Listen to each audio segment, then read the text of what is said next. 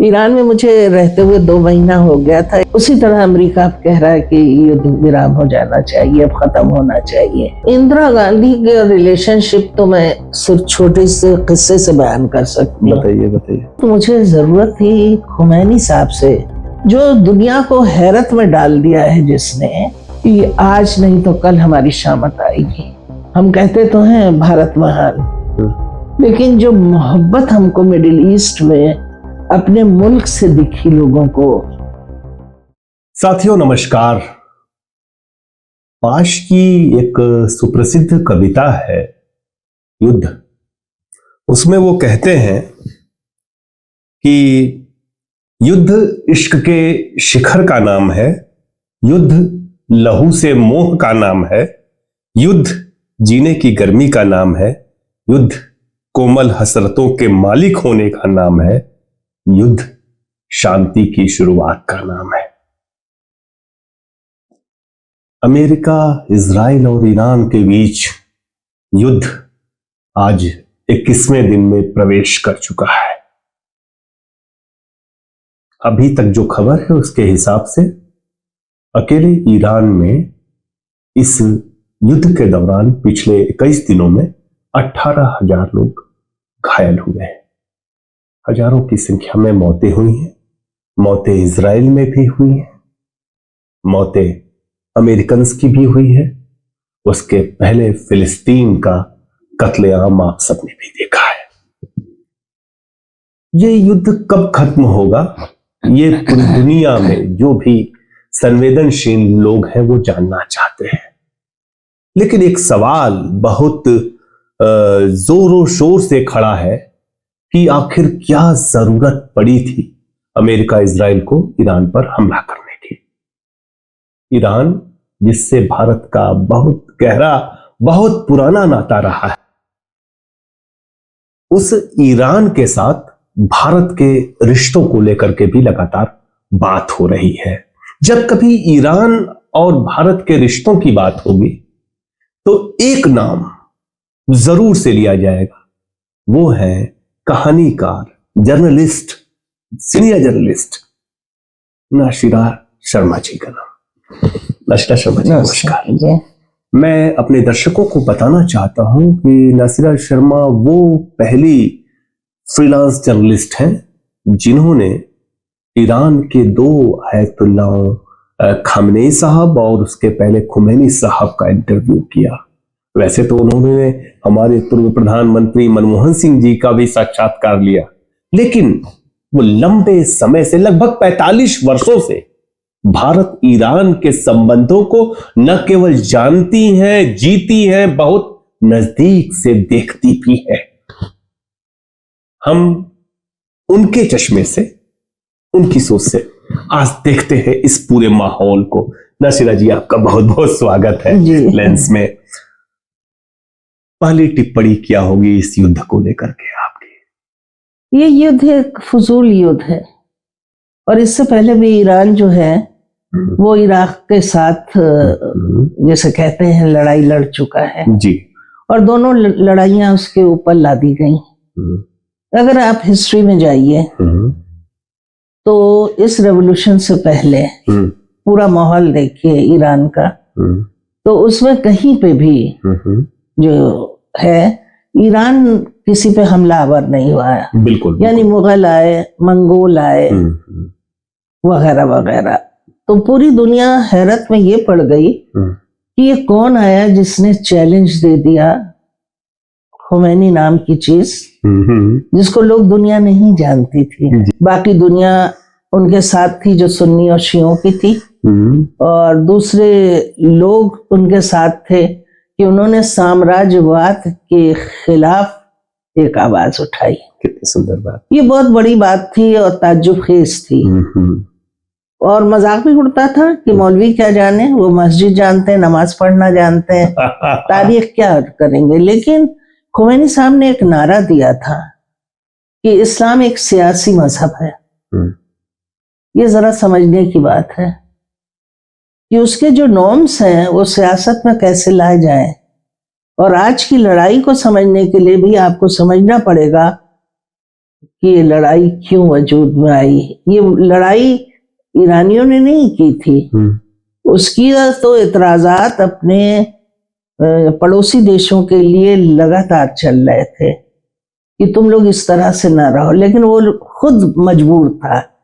लेकिन अगर आप तारीख में जाइए तो देखिएगा क्या डिवोशन है सामवादियों का, मुजाहिदीनों का, और जो छोटी छोटी पार्टियां और समुदाय हैं उनका। लेकिन अंकुश इतना ज्यादा था कि कॉमन आदमी तक जो पहुंचा तो वो मजहबी आदमी पहुंचा। क्योंकि मजहब जो है वो कॉमन आदमी का, आप चाहे आप उसको अफीम कह लीजिए, तसल्ली कह लीजिए, सुकून कह लीजिए, या पुरानी विजडम कह लीजिए। सही है, सही है, सही है। एक चीज बताएं, युद्ध आज 21वें दिन में प्रवेश कर गया है जी। क्या आपको उम्मीद थी कि ईरान जो है इतनी ताकत से खड़ा होगा, वो भी तब जब उसका सुप्रीम लीडर और उसके तमाम नेता शहीद हो चुके हैं? आपको शाहनामा पढ़ना पड़ेगा। शाहनामा में तारीख है और तारीख बयान करती है कि किस तरह से लड़ाइयां हुई हैं और किस तरह से तारीख में ईरानियों ने उन अरबों को भी झेला है जिन्होंने अटैक किया और इस्लाम फिर वजूद में आया। जरूर इन लोग तो एक दूसरे ही आग की पूजा करते थे, ये लोग जरदुश्ती लोग थे। तो आपको वहां जाना पड़ेगा और वहां से सारे सोर्स आज के निकल आएंगे। उनमें औरतें भी हैं, उनमें मर्द भी हैं, कॉमन आदमी भी है, पहलवान भी है, देहाती भी है, बहुत कुछ है। और इसीलिए शाहनामा हिंदुस्तान में ही नहीं पूरी दुनिया में बहुत ज्यादा उस पर काम होता है। और सच्चाई ये है कि हमारे यहाँ तो मुझे नहीं लगता कि बहुत लोगों ने शाहनामा पढ़ी भी होगी। नहीं, इसके बारे पुरानी जनरेशन के यहाँ सबसे बड़ी बात थी कि आप किसी भी लाइब्रेरी में जाइए तो आपको शाहनामा मिलेगा। क्योंकि फारसी का इन्फ्लुएंस के अलावा हमारा कल्चरल टाई बहुत करीब रहा है। अच्छा, बहुत ज्यादा करीब रहा है। तो शाहनामा में तो हिंदुस्तान की तलवारों की झंकार की तारीफ होती है। क्या बात है। और दूसरे बार बार हिंदुस्तान का जिक्र आया है। तो एक चीज बताएं, ईरान में जब जाते हैं, आप तो खैर कई बार गई ही नहीं है वहां पे, तो लंबे समय तक रही हुई है, ये बताइए कि वो कल्चरल कनेक्टिविटी दिखती है क्या वहां पे? बिल्कुल दिखती है। वो लिटरेचर में आपको दिखेगी और यहाँ के आर्किटेक्ट में दिखेगी आपको। अगर शुरू से देखिए तो पूरा जो है हिसाब किताब वो ईरानी और हिंदुस्तानी है। और अदबियात में मैं कहूंगी कि जितना भी काम हुआ है संस्कृत में वो पर्शियन में मौजूद है। और पर्शियन ये संस्कृत के कुछ ग्रंथ इत्तेफाक से मतलब तबाह हो गए, तो वो चीजें तर्जुमे की शक्ल में फारसी में मौजूद है। क्या बात। और रेवोल्यूशन के बाद या रेवोल्यूशन के दौरान जो मौतें हुई हैं और चीजें बर्बाद हुई हैं, जब सब सेटल डाउन हो गया तो अभी बहुत काम हो रहा है वहां पे। इस वक्त हो रहा है, इस वक्त शिद्दत से हो रहा है। और यकीन कीजिए कि संस्कृत को लेके बहुत काम हो रहा है। अच्छा जी, संस्कृत को, क्योंकि वो ग्रंथ और ये सारी चीजें, और संस्कृत जो है वो बहुत नजदीक भी है। पर्शियन के काफी नजदीक है। बनारस के शुक्ला जी थे, उन्होंने फारसी और संस्कृत का तुलनात्मक अध्ययन किया, स्थान थान इस तरह की चीजें। क्या बात है। ये लोग आप हिंदुस्तानी ये बात जानते ही नहीं है। मेरे ख्याल से नई जनरेशन नहीं जानती होगी या उससे पहले की जनरेशन नहीं जानती होगी, लेकिन हिस्ट्री वाले बहुत कुछ जानते हैं। और वो लिटरेचर वाले जिनका बैकग्राउंड कई भाषाओं का है, वो भी ये सब बातें जानते हैं। खुमैनी साहब से मुलाकात, पहली मुलाकात जो आपकी हुई, हम एक बार सुन चुके हैं। कैसे मुलाकात हुई खुमैनी साहब से आपकी, बताइए। उसके बाद खामेनी साहब की मुलाकात बताइएगा। देखिए, मैं बहुतों से इंटरव्यू ले चुकी थी, उसमें कॉमन आदमी भी था, और यहाँ तक मैंने उन लोगों से भी इंटरव्यू लिए जो लाशों को धोते थे। मैंने उन लोगों से भी इंटरव्यू लिए जो अर्मनी थे, और वहाँ पे दूसरे तरह के मजहब के लोग थे, उनसे भी लिया कि क्या सोचते हैं कि इस्लामिक वो आ गई है हुकूमत। इसके अलावा मैंने कॉमन आदमी जो भी मिला, पासदार, उनसे पूछा कि इतना डिवोटेड क्यों हो। उस सब के बावजूद मुझे जरूरत थी खुमैनी साहब से एक नजर मिलने की, कि मैं समझूं कि वो दरअसल ये सब कुछ जान रहे हैं जो हो रहा है, क्योंकि बहुत बड़े पैमाने पे आपस में लड़ाई चल रही थी, और हुकूमत जो थी वो किसी तरह से भी, शुरू में तो हुकूमत दोस्त थी साम्यवादियों की और मुजाहिदीनों की, सब साथ लड़ रहे थे, फिर एकदम से पासा पलट गया।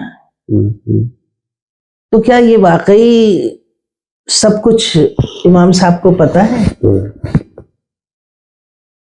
मैं अंदाजा करना चाहती थी उस इंसान को, और फिर कलम उठाना चाहती थी कि मुझे क्या करना है, क्योंकि देखिए वहां रह के और जो हालात थे, उसने मुझे इतना बता दिया था कि मुझे तय करना पड़ेगा कि मुझे अपने सब्जेक्ट से मोहब्बत है, और लगातार ईरान जो मुझे पसंद आ गया है वहां आते जाते रहना है, या कलम को डिवोटेड करना है जो सच्चाई में देख रही हूँ।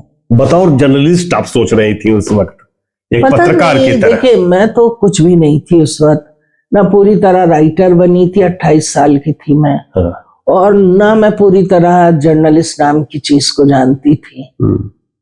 मेरे जिंदगी में ये एक तजुर्बा आ गया था, और वो इतना शानदार था कि मैं खुद प्रभावित हो गई थी उससे। फिर क्या हुआ?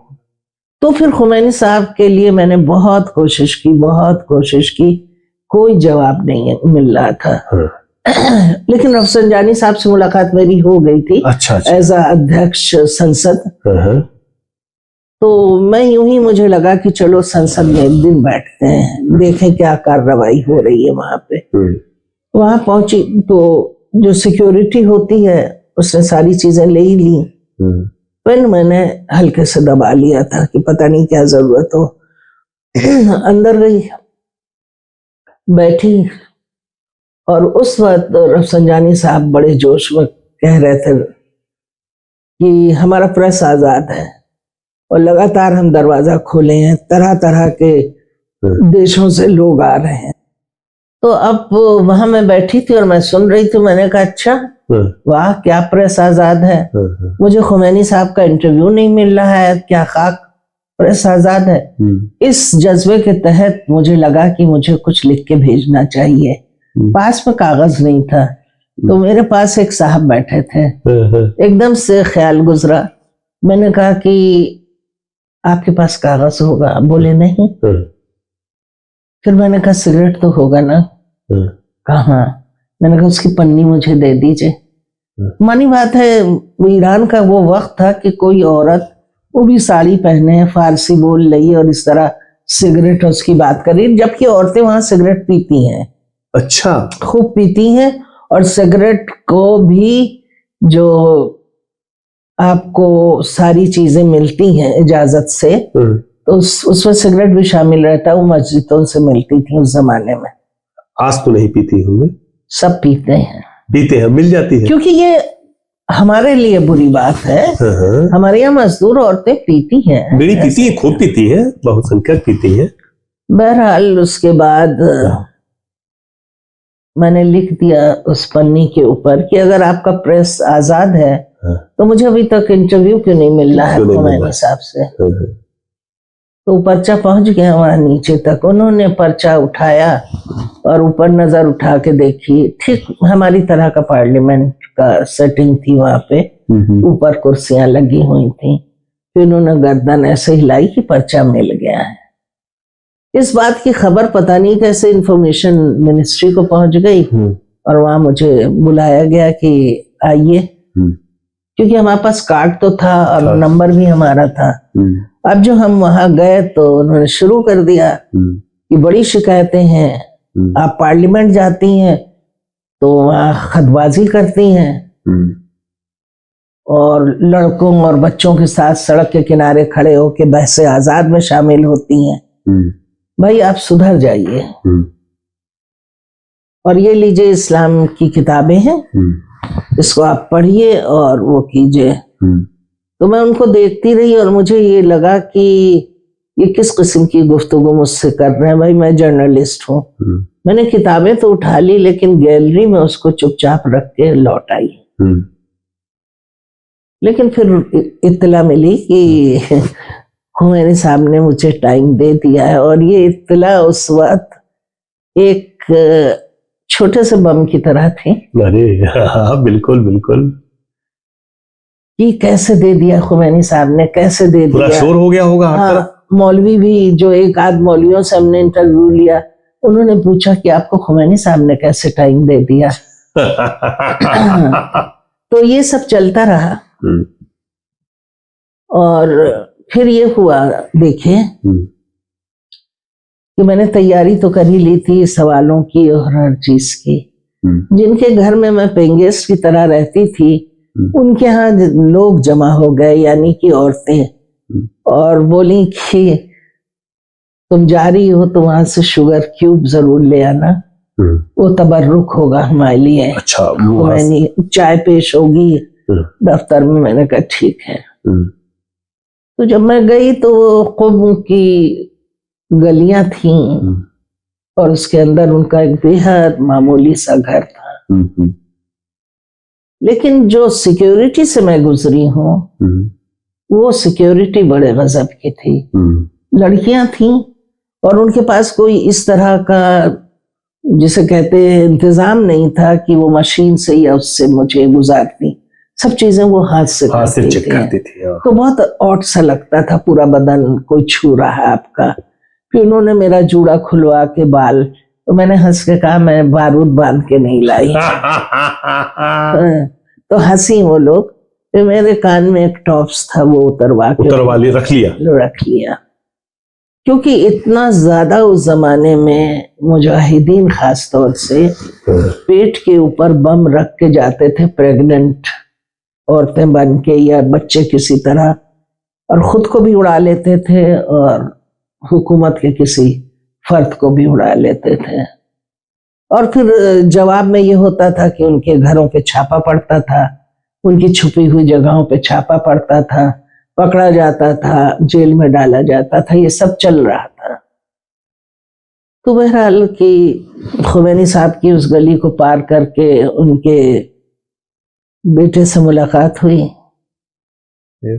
और बहुत ही, जिसे कहते हैं, सॉफ्ट स्पोकन। उनको देख के पता नहीं क्यों मुझे राजीव गांधी याद आए थे। अच्छा, राजीव गांधी याद आए थे मुझे, कुछ उसी तरह की पर्सनैलिटी, आंखें बेहद हसीन शहद के रंग की। और खैर वो मुझे ले गए तो देखा आंगन में इमाम खुमैनी जो हैं वो बहुत ही मामूली सा कपड़ा पहने खड़े हैं। कैसा घर था? घर कैसा था? अरे घर तो बहुत कच्चा सा, मामूली सा, बहुत ही कच्चा मामूली सा। क्योंकि क़ुम खुद बहुत ही बैकवर्ड और छोटा सा लगा हुआ तेहरान से एक इलाका, कस्बा या कुछ भी कह लीजिए उस वक्त था। जी जी।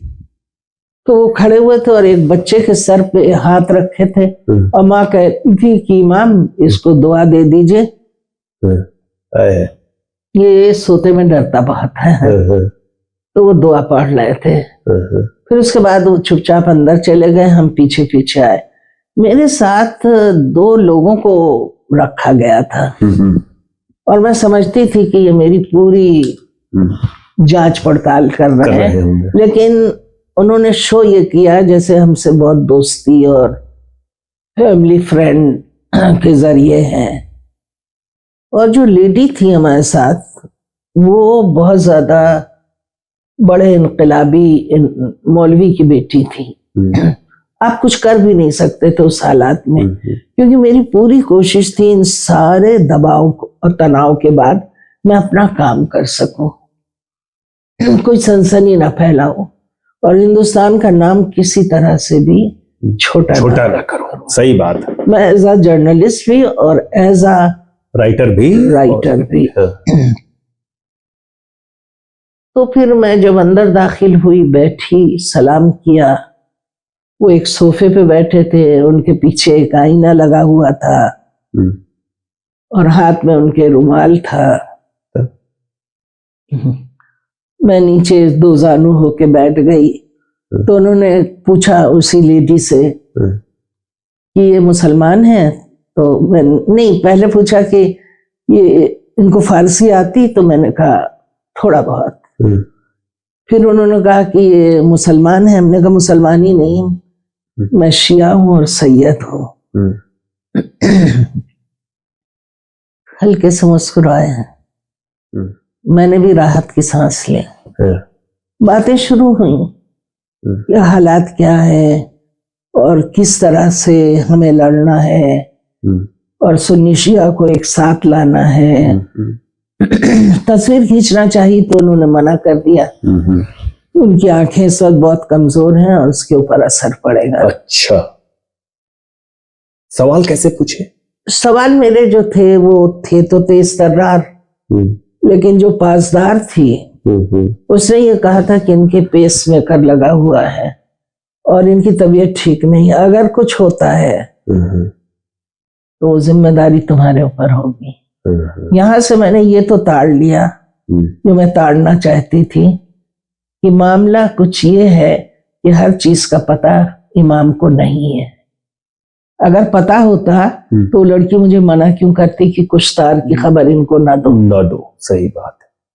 सही बात है ना? एकदम सही बात है। बिल्कुल बिल्कुल। और मैं कोई इतना रिस्क लेना भी नहीं चाहती थी। मुझे जो अंदाजा था वो ये था कि जो फारसी वो बोल रहे थे, यकीन मानिए वो फारसी उस जो हैंग करने का और दूसरी तरीके के हुक्म का वो लैंग्वेज अलग थी।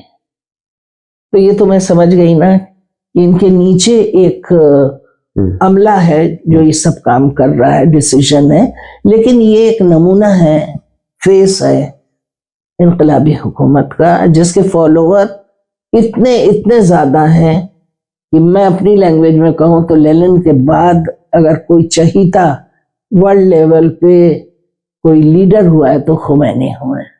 बहुत बड़ी बात कह रही हैं आप। ये सही है। आप ये कह रही हैं कि मैंने आपकी पसंद में दुनिया के दूसरे नंबर के लीडर खुमैनी है। हाँ, इसलिए कि मैंने जो ऑब्जर्वेशन मेरा रहा है उसके तहत कह रही हूँ। मैं किसी की राय को फॉलो नहीं कर रही हूँ, ना बिल्कुल, और न किसी आलोचना को मैं बुरा मानूंगी। अच्छा, एक चीज बताइए, 21 दिन बीत गया, अमेरिका ट्रंप कह रहा था कि युद्ध तो खत्म हो जाएगा 2 दिन में, 3 दिन में, रोज कहता है कि जीत गए। क्या है ऐसा ईरान को इतना मजबूत बना के रखा हुआ है? देखिए, वो लड़ चुका है, उसकी तारीख इस चीज की है। फिर मैं कहूंगी शाहनामा पढ़ डालिए। शाहनामा अगर नहीं पढ़ते आप तो तारीख पढ़िए एक अलग तरह से। मुगल आए, मंगोल आए, पहलवी आए, सबसे लोग भिड़ते रहे, आचार आए, एक अलग तरह का रहा। तो इनमें जो मादा था वो हमला करने का नहीं था, उसके मुकाबले का था। अच्छा, इसीलिए दुनिया हैरत में पड़ गई जब खुमैनी साहब इख्तिदार में आए और आते ही उन्होंने कहा न पूर्व न पश्चिम। तो लोग पहले ही हैरत में थे कि मौलवी और साम्यवादी एक साथ चल रहे हैं। हैरत की बात तो थी। बिल्कुल बिल्कुल। और उसके बाद ये कि इतनी हिम्मत की ये चैलेंज दे रहे हैं और पूरी दुनिया मजाक की तरह देख रही थी मौलवियों को। ये तो मस्जिद में एक्सपर्ट है, नमाज पढ़ने में एक्सपर्ट है, ये कानून क्या जाने, और वो भी ईरान की डिप्लोमेसी को क्या जाने। जिसे कहते हैं फॉरेन पॉलिसी वगैरह। लेकिन खुमैनी साहब के फॉलोअर्स इतने थे कि मैं आपको बता नहीं सकती। खुद ईरान में बच्चे तक माँ से कहते थे कि अगर मैं लड़ाई में शहीद हो गया तो माँ तुम आओगी ना कब्र पे। ये साइकी डेवलप हो गई थी शहादत। और ईरान में दो चीजें मैं बताऊं, ईरान अपने तारीख पे बहुत गुरूर करता है। वो हमारी तरह नहीं है कि हम अपनी तारीख से खेलते हैं। जो तारीख है ना उसको वो उसी तरह रखता है कि कहाँ हमारे ऊपर जुल्म हुआ और कहाँ हमने अपनी जबान बचाने के लिए कि अरबी हमें कबूल नहीं है, शाहनामा लिखा जाता है। शाहनामा पढ़ना चाहिए इसलिए। शाहनामा लिखा जाता है। एक तो ये चीज उनको बचाए रखती है और दूसरे उनका मिजाज ऐसा है। अब खुदा ने बनावट में उनके क्या क्या गूंधा मुझे नहीं पता, लेकिन जो है वो है। और सबसे बड़ी बात यह है कि प्रॉफिट मोहम्मद तो लाए ना इस्लाम, लेकिन उसको जो शहादत का दर्जा दिया गया वो इमाम हुसैन का है, हजरत अली का है। तो जो इमाम हुसैन लड़े वो बुराई और अच्छाई की लड़ाई थी, और ये कॉमन आदमी थे, कोई राजा नहीं थे। ये मेहनत कश तबके के लोग थे और इन्होंने राजा से लड़ाई की। जब आप तो वो जो जज्बा है ना शहादत का वो इनमें है। और मैं यहाँ एक जुमला आपको कहना चाहूंगी कि एक बार जब आप करबला की लड़ाई को पढ़ने लगते हैं तो कहीं पे जाके आपको लगता है कि ये क्या बेवकूफी कर रहे हैं इमाम हुसैन। और इमाम हुसैन कहते भी हैं अपने बेटे से कि मुझे लग रहा मौत धीरे धीरे मेरे पास आ रही है। तो उनका बेटा जवाब देता है, बाबा मौत हमारे पास आए या हम मौत की तरफ जाए क्या फर्क पड़ता है। यानी शहादत है।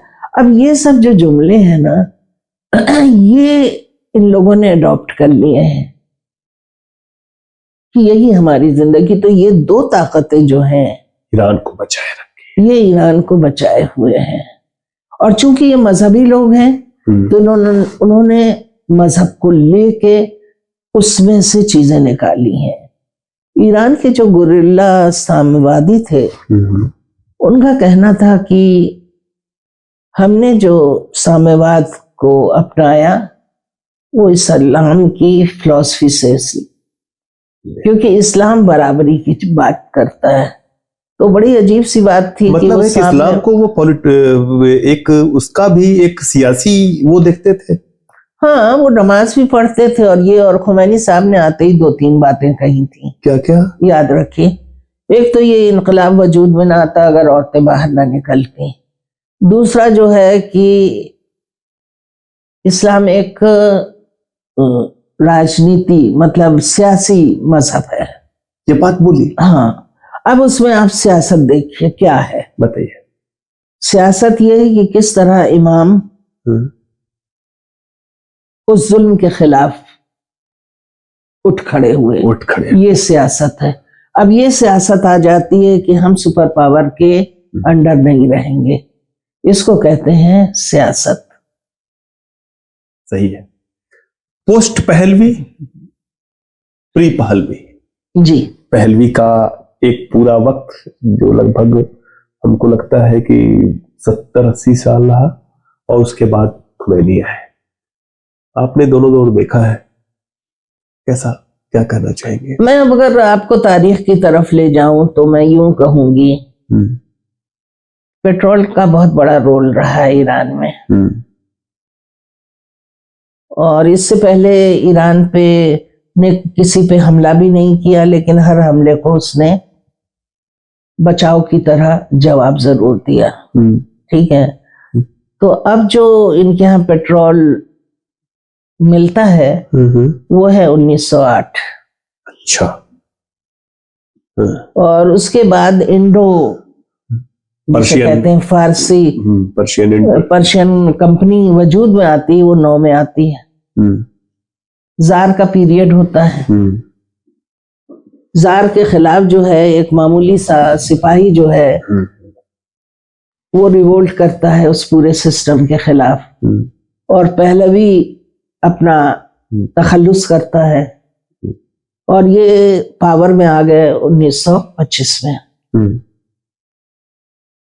और इन्होंने खूब अच्छा डेवलपमेंट कराया, बड़ी सख्ती से डेवलपमेंट कराया पहलवी फर्स्ट ने। जी, पहलवी फर्स्ट ने। और जिसे कहते हैं औरतों को उनका यूरोप के करीब लाने की कोशिश की, ड्रेस कोड में, पढ़ाई में, इस सब में। और उस वक्त अमेरिका इनका दोस्त था। अगर आप पुरानी चीजें देखिए, लोगों के मतलब ऑटोबायोग्राफी पढ़िए तो उसमें बहुत कुछ पता चलता है कि कैसे एजुकेशन में इसमें अमेरिका साथ दे रहा था।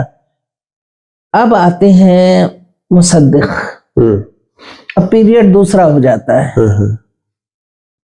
ये होता है द्वितीय पहलवी। अब इसमें आता है इनकलाब सफीद, white revolution. White revolution, yes. Right में इन्होंने खूब अच्छी तरह से और भी डेवलपमेंट कराया। बल्कि करंजिया से जो एक लंबा इंटरव्यू शाह का है और कई जबानों में, दुनिया भर की जबानों में ट्रांसलेट। मैम बात कर रही हैं आर के करंजिया, एडिटर प्लीज।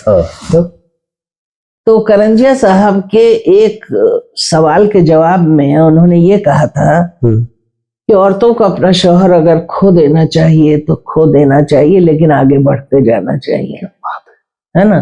ये वहां तक चीजें अच्छी चली। अब आ जाते हैं डॉक्टर मुसद्दिक। 51 से 53 तक प्रधानमंत्री रहते हैं और सबसे बड़ा काम उन्होंने ये किया, राष्ट्रीयकरण पेट्रोल कंपनी का। बस तख्ता पलट गया और चीजें वो हो गई। कू हुआ और शाह तो भागी गए थे। और उस वक्त मुसद्दिक साहब जो थे उन्होंने अपना दुश्मन इंग्लैंड समझा, क्योंकि तंबाकू मूवमेंट में भी ये थे ही कि खेती हमसे कराते हैं और तंबाकू का सब कुछ अपने नाम से ले जाते हैं। उनको ख्याल भी नहीं आया कि क्या होगा। उधर शाह ने अमेरिका से मदद मांगी, पुराने रिश्ते थे।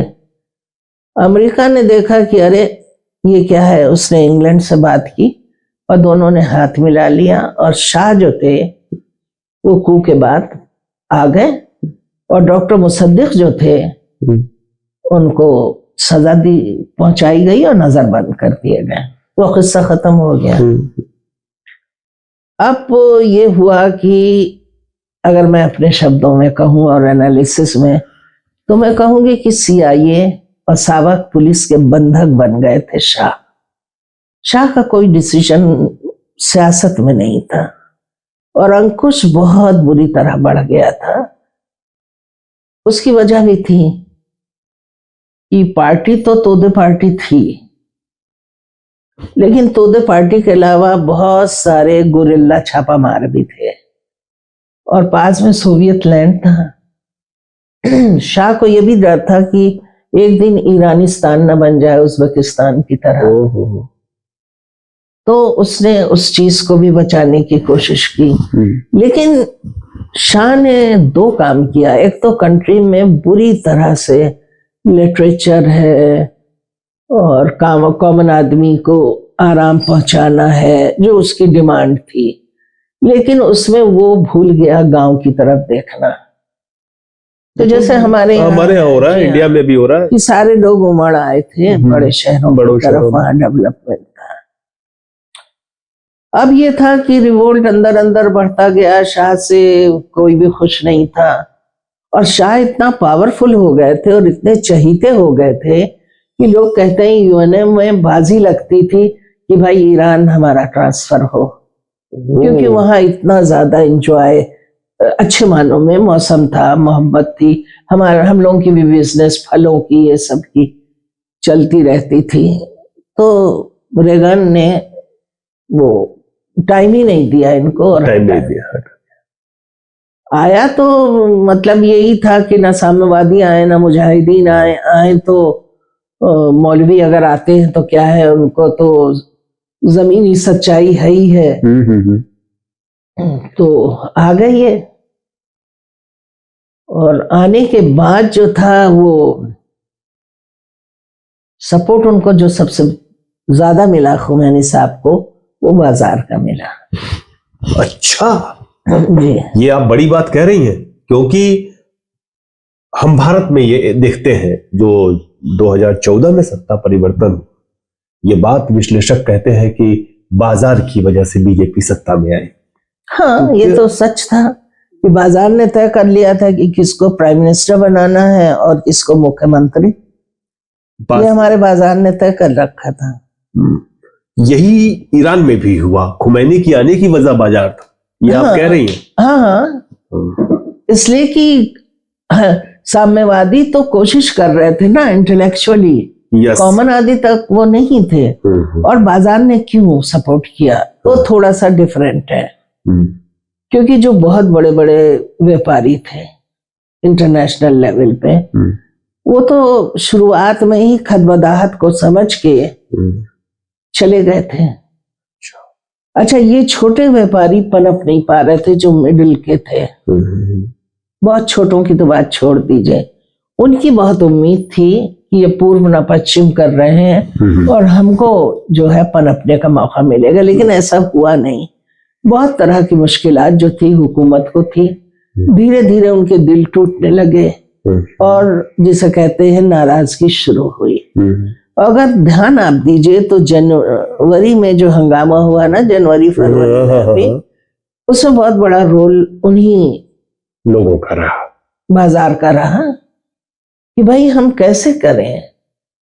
सही है भाई, रुपए की कीमत, उनके रुपए की कीमत एकदम गिर गई है, खरीदारी का कोई सवाल नहीं है, हम किस तरह का उत्पादन करें, क्या करें।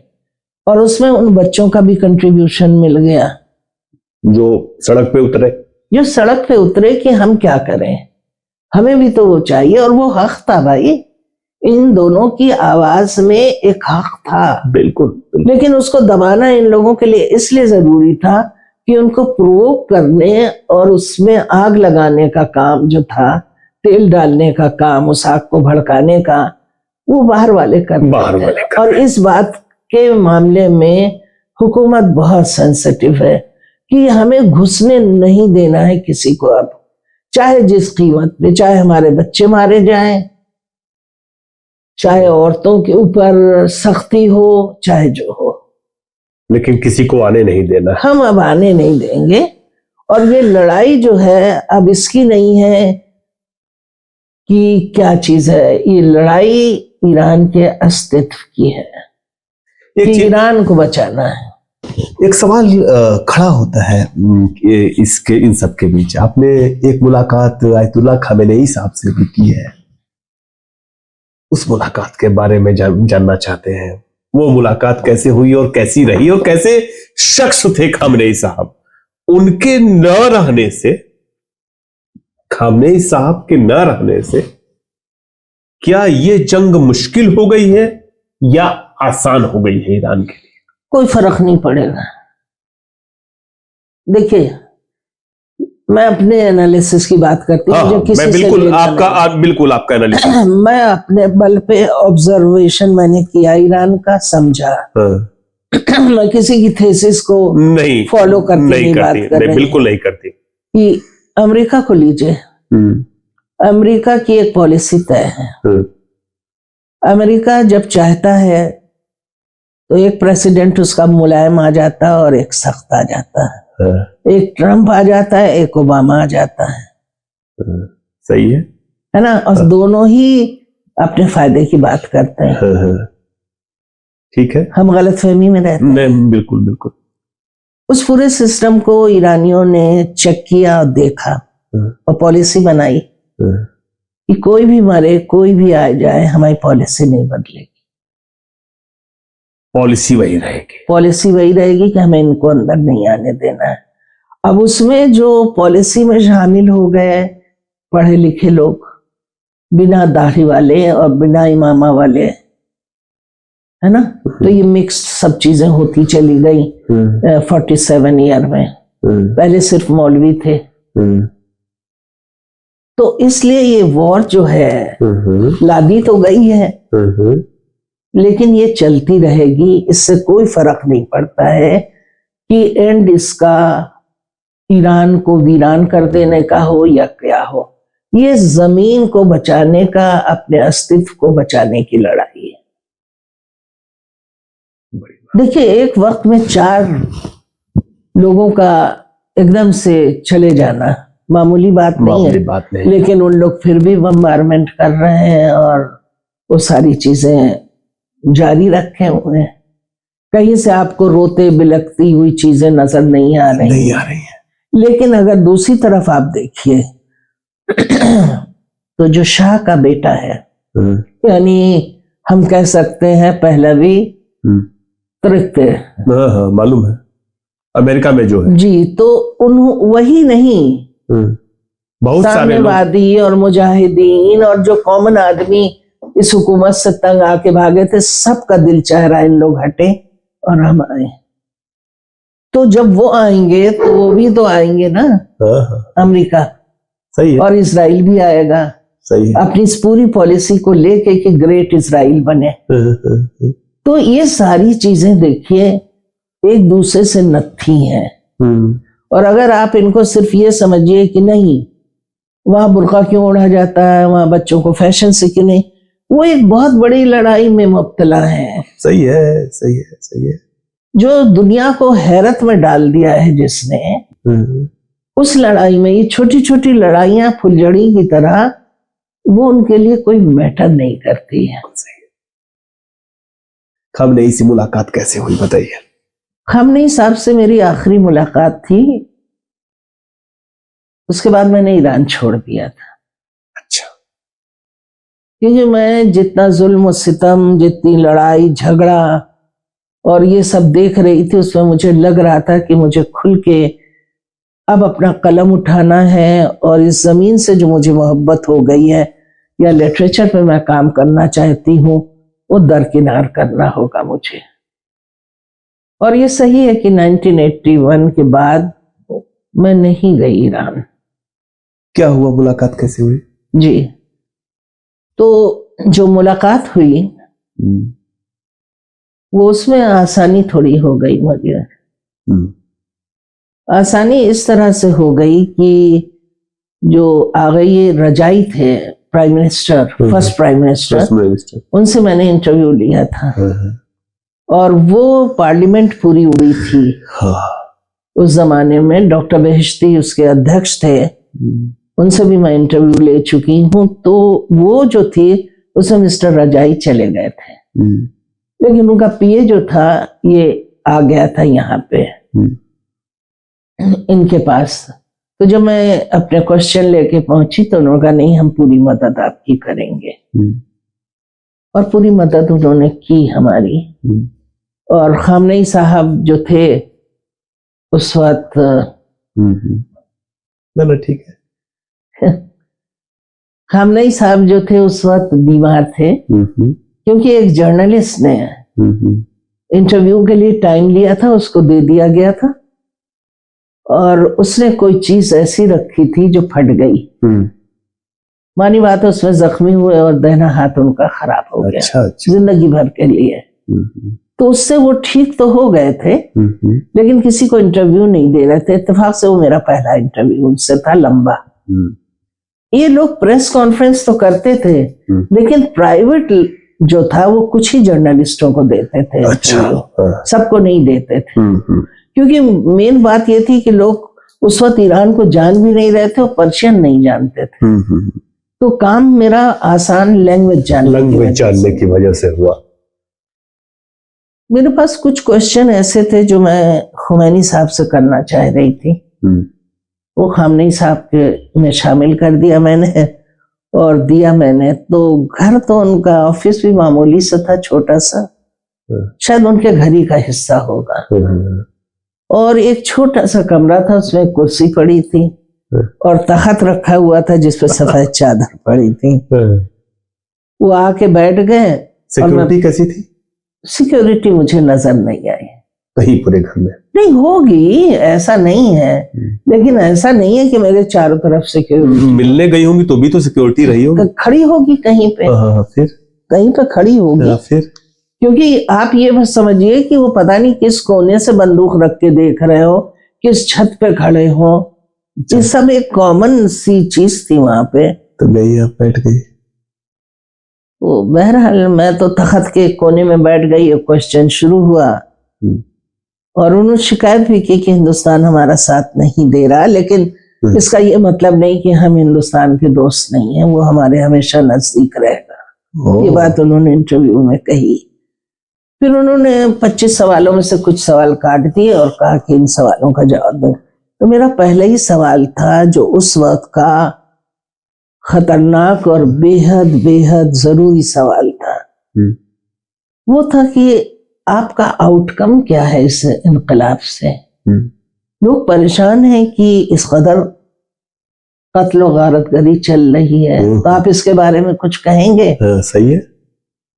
तो बोलेंगे कि मुझे प्रेस से बहुत शिकायत है, प्रेस हर चीज को सनसनीखेज बना रहा है और हमें बदनाम कर रहा है। हमारे सामने जो लोग आते हैं वो ये है जिन्होंने गलतियां की, वो टेलीविजन पे आके माफी मांग लेते हैं, हम उन्हें माफ कर देते हैं। लेकिन जिन लोगों ने लोगों को मारा है, तो मौत का जवाब तो मौत हो गई, वो हम उन्हें देते हैं। फिर तीसरी बात हमने उनसे पूछी थी कि क्या आप बताएंगे कि आपकी फॉरेन पॉलिसी क्या है, कितनी मजबूत है। क्योंकि एक तरफ न पूर्व न पश्चिम, और लगातार आप ये कहते रहते हैं कि अमेरिका का, खुमैनी साहब का एक पेट जुमला था कि हमने अमेरिका का मुंह जमीन पे रगड़ दिया। अच्छा। वो उनका एक पेट जुमला था। तो कैसे काम चलेगा ऐसे? तो उनका नहीं, हमारी फॉरेन पॉलिसी बहुत मुहकम है और उसको 3 तरह से समझने की कोशिश कीजिए। पहला तो ये है कि हमारे ब्रदर यानी फ्रेंडली ब्रदरहुड, और दूसरे वो कंट्री जो हमारे दोस्त हैं, और तीसरे वो जो हमारे दुश्मन हैं। और आप दुश्मनों को देख ही रहे हैं, और ये दुश्मन हमको जीने ही नहीं दे रहे हैं शुरू से। हमारी हर चीज में अपनी टांग अड़ाते हैं और हमें एक्सप्लॉइट करने की कोशिश करते हैं। देखिए, ये सारे सवाल ऐसे थे जिनका उन्होंने बहुत सहज तरीके से जवाब दिया। अगर वो गरम दल के होते, वो टफ जरूर थे लेकिन गरम दल के नहीं थे। कुछ लोग नहीं, उसकी वजह थी, वो मौलवी तो बने लेकिन उनका लिटरेचर की तरफ ध्यान था, फैशन की तरफ ध्यान था। शुरू में बड़े लंबे बाल, शेर व शायरी के भी शौकीन थे। हाँ, और उसके बाद वो एकदम, जब खुमैनी साहब ने उसने कहा कि तुम्हें आना है, वो नहीं आना चाहते थे, तो वो उन्होंने ये पोस्ट ली, राष्ट्रपति बने। उसके बाद वो बहुत टफ हो गए थे और बदल गए थे धीरे धीरे। और आपने बुढ़ापे के वीडियो तो देखे, वो कितने ज्यादा चार्मिंग, एक बूढ़े एक बड़े आदमी, और बहुत सारी अच्छी अच्छी बातें वो करते रहे। लेकिन पॉलिसी जहां पे आती थी वहां पे आप उन्हें जालिम भी कह सकते हैं, टफ भी कह सकते हैं और डिवोटेड भी कह सकते हैं। ये एक हार्ड रियलिटी है, इसको समझना होगा। और उस सवाल के शायद दूसरे या तीसरे दिन, इन सवालों के बाद मैं हिंदुस्तान लौट आई थी। मुझे उस ऑफिस से ऑफर भी मिला था। क्या? या आपकी दिलचस्पी ईरान में बहुत है और हम लोग ये महसूस कर रहे हैं।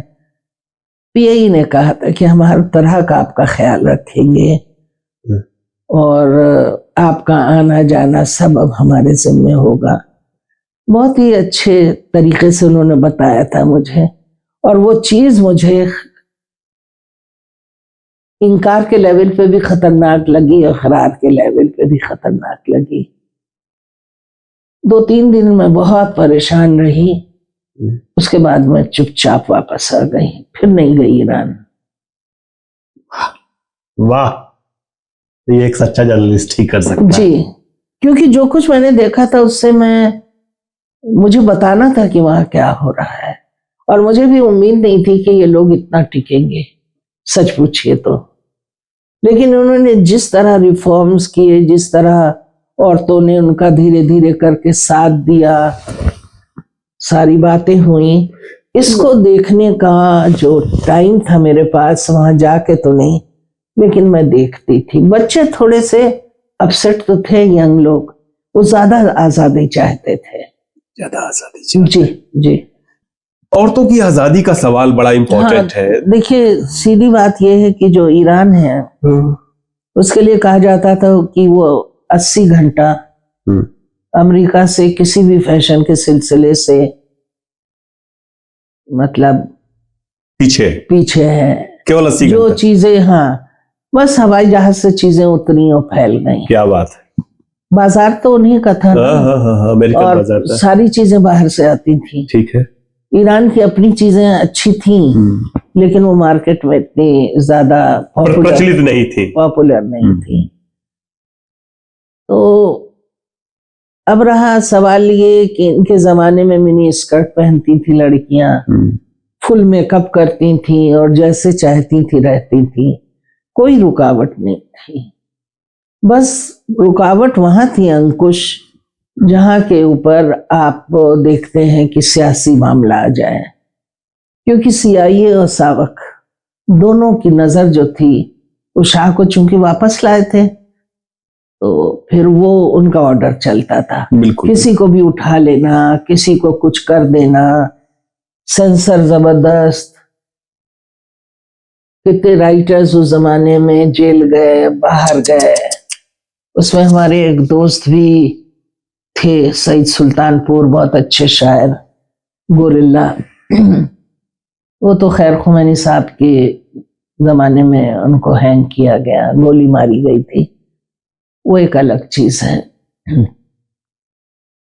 तो ये सब चीजें रही, और औरतें खुमैनी साहब के साथ भी थीं, खुमैनी साहब की पॉलिसी के खिलाफ होने के बावजूद भी थीं। अच्छा। और एक बात मैं उनका कोटेशन लेना चाहती हूँ, शिरीन एबादी का, जो जज थी। खुमैनी साहब ने ये तो कहा कि औरतें इस इनकलाब में ना आती, लेकिन ये तय पाया था कि जज नहीं बनेंगी और सब जगह रहेंगी, क्योंकि जज बनने में ये है कि इनका दिल सॉफ्ट रहता है, ये कहीं न्याय में नरमी ना बरते। ये था, इसको बुरा माना। और शिरीन एबादी जो थी, उन्होंने एक जुमला, नोबेल प्राइज उनको मिला, तो उन्होंने एक जुमला अपनी किताब में लिखा, आज के ईरान में, कि मैं उस तरह क्रिटिसाइज नहीं करना चाहती हूँ खुमैनी को और अपने सिस्टम को, तब तो मैं उन लोगों के साथ खड़ी होंगी जो ईरान के दुश्मन हैं। लेकिन हाँ, ये चीजें हैं, और खुमैनी साहब को भी समझने की जरूरत है कि उन्होंने पाश्चात्य कल्चर को हटाया है, और म्यूजिक जो है, पाश्चात्य म्यूजिक सुनना मना है, लेकिन म्यूजिक सुनना मना नहीं। क्या बात है। वो ईरानी होनी चाहिए या मजहबी होनी चाहिए। और एक चीज एबादी ने और भी लिखी थी कि जो ईरान है उसमें जो कुछ भी हो रहा है वो तकलीफ दे तो है, और हम बाहर बैठ के उसके लिए लड़ भी रहे हैं। लेकिन जब उन्होंने वो किताब लिखी थी, उस वक्त ये क्लियर नहीं था कि वहां पे रहने वाली जो औरतें हैं, वो उस पर्दे में, उस सख्ती में अपना डेवलपमेंट उन्होंने नहीं खोया। चाहे वो जेल गई हो, चाहे वो मार खाई हो उन्होंने, चाहे जो किया हो उन्होंने, लेकिन उनका डेवलपमेंट रहा। तभी तो इतने इंजीनियर, ये वो सब आपको आज खुल के नजर आते हैं। बिल्कुल है, बिल्कुल है। दर्शकों, एक चीज बता दूं, मैम जो बता रही है कि ईरान ने अपने 20 लाख बच्चों को AI की ट्रेनिंग देने का कल ही ऐलान किया है, इस युद्ध के बीच में ऐलान किया है। मैम, ये जानना चाहते हैं, कभी इन पाबंदियों का शिकार आप हुई कि नहीं हुई? ऐसी पाबंदियां, चूंकि आप तो रह रही थी वहां पे। मैं इस सवाल को आप ही की तरफ से खुद से करती हूँ कि एज अ जर्नलिस्ट इस पूरे सिस्टम में क्या चीज मैंने सही और क्या चीज से मैंने समझौता किया। समझौता इस सेंस में किया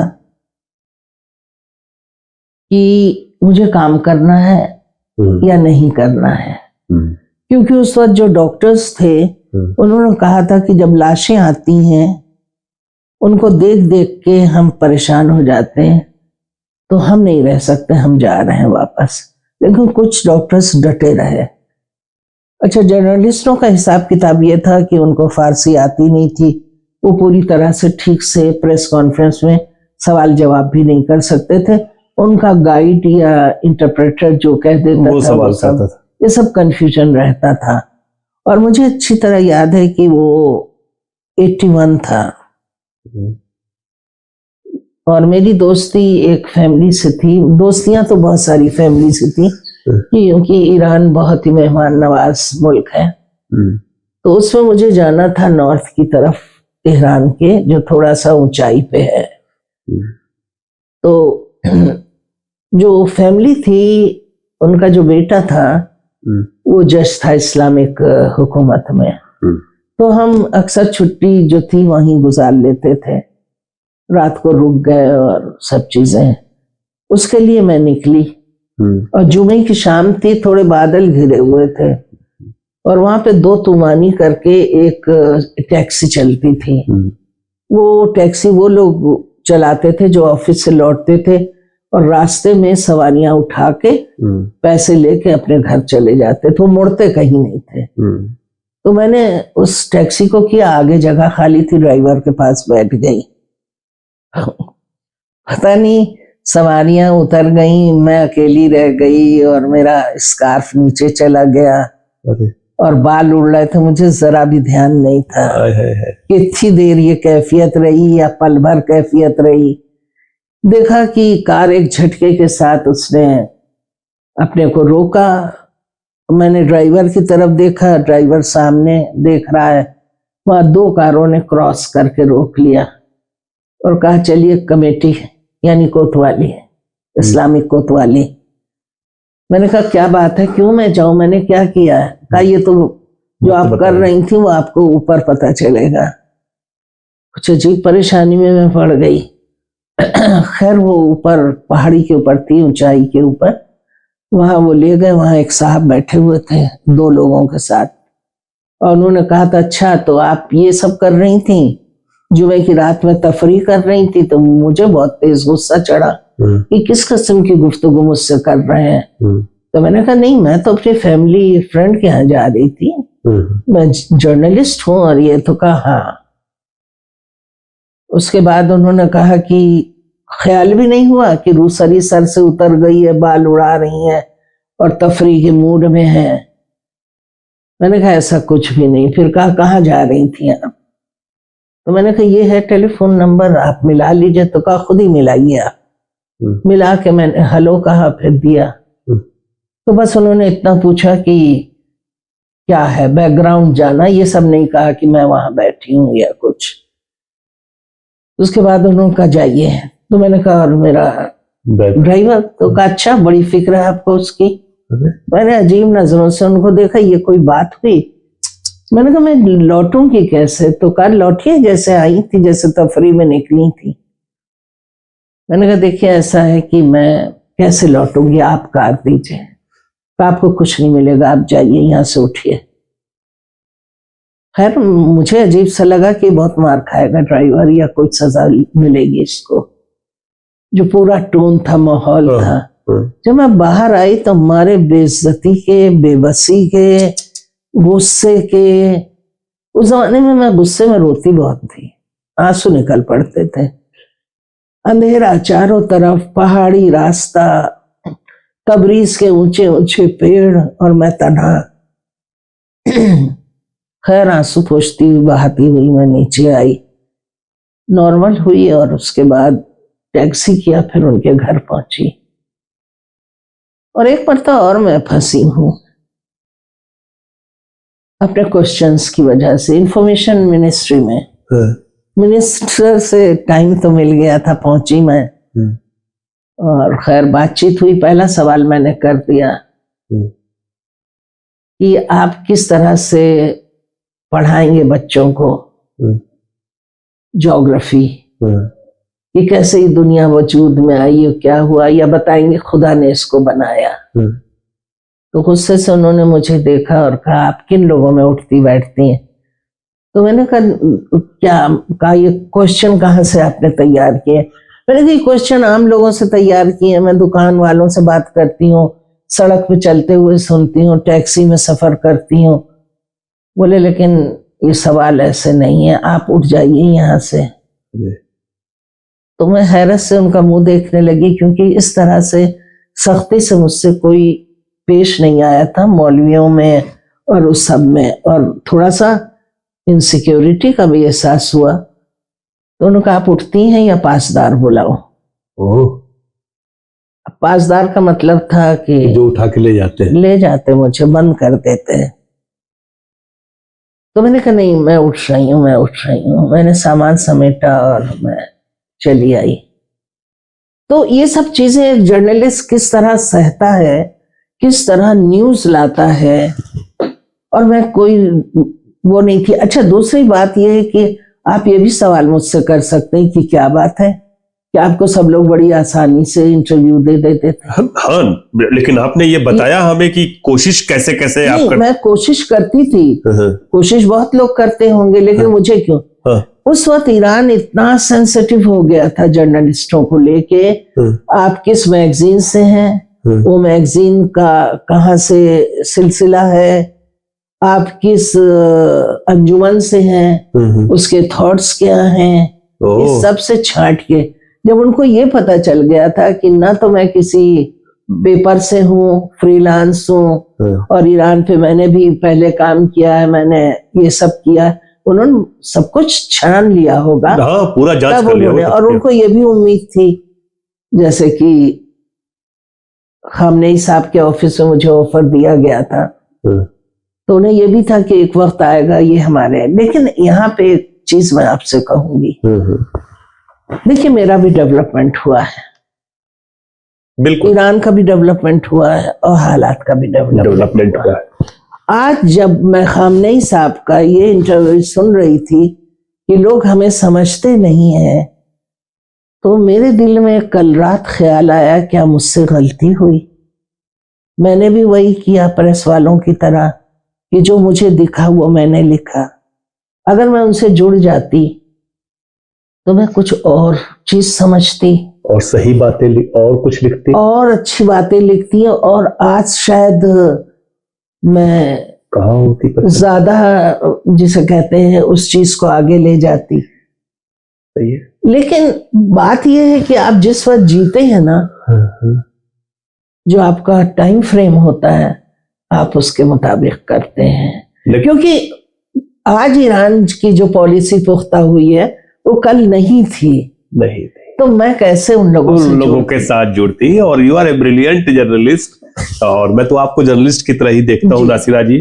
आप गो कि आपको मैं शुक्रिया अदा कर सकती हूँ, लेकिन मुझे जर्नलिस्ट कभी किसी ने कहा नहीं उस दौर में, क्योंकि सेकंड ग्रेड समझा जाता था फ्रीलांसर, और वो भी औरत। मैम, जिस दौर की आप बात कर रही हैं, दर्शकों बताएं 79-80 की बात हो रही है। उस दौर में फ्रीलांस महिला पत्रकार बहुत कम हुआ करती थी। जिस दौर में मैम कोई वही नहीं था, मर्दों को जगह नहीं मिलती थी। और ताज्जुब की बात यह थी कि मैंने अपनी कानों से सुना, बहुत अफसोस हुआ था। मेरे दो दोस्त थे, वो बैठे हुए थे और मैं बात कर रही थी अपने गाइड से कि सद्दाम हुसैन मुझे कब टाइम देंगे। तो उनका अफसोस के साथ वो टाइम नहीं दे सकते, उनकी मदर का इंतकाल हो गया। और मेरे कानों में आ रहा है यार ये कितनी बराबरी से हम लोगों से के साथ काम करती हैं, ये फ्रीलांसर हैं, इनका क्या वो है। जो तिरस्कार था मेरे कानों में, लेकिन वो तो किसी से मिल ही नहीं पाए, वो सिर्फ रिपोर्टिंग करते रहे। तो जो जज्बा होता है पत्रकारिता का, वो आपकी ट्रेनिंग से नहीं आता है। सही है, बिल्कुल सही है। तनख्वाह लेने से नहीं आता है, वो किसी और वजह से आता है, और वजह से आता और मेरे दिल में जर्नलिस्टों की बहुत इज्जत इसलिए है कि जो काम राइटर धीरे धीरे करता है वो उसको जल्द करके वो डेली करता है, डेली कर जीने का वो बताता है। दर्शकों, आपको बता दूं, इस रिकॉर्डिंग की, इस इंटरव्यू के पूरी एक खासियत बताऊं कि ये बातचीत हम लोगों की जो हो रही है एक बार पहले हो चुकी है, लगभग 1 घंटे की बातचीत, लेकिन वो बातचीत रिकॉर्ड नहीं हो पाई, हम लोगों को दोबारा रिकॉर्ड करना पड़ा है। आप सोच सकते हैं मैम कितनी थकी होंगी, लेकिन मुझे बहुत अफसोस है। लेकिन ये उनके भीतर का जर्नलिस्ट है कि वो सारी बातें हूबहू उसी तरह से आपके पास आ रही है।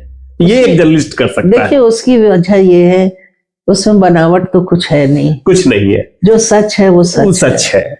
मैम एक चीज ये बताइए, जो ये महिलाओं को लेकर के ये कट्टरपंथ है वहां पे, उससे ये लड़ाई मुश्किल हुई या आसान हुई है? आज की लड़ाई जो युद्ध हो रहा है, ये लड़ाई आसान हुई है। ये बड़ा जवाब आप दे रही है, बहुत बड़ी बात है, जबरदस्त हुई है।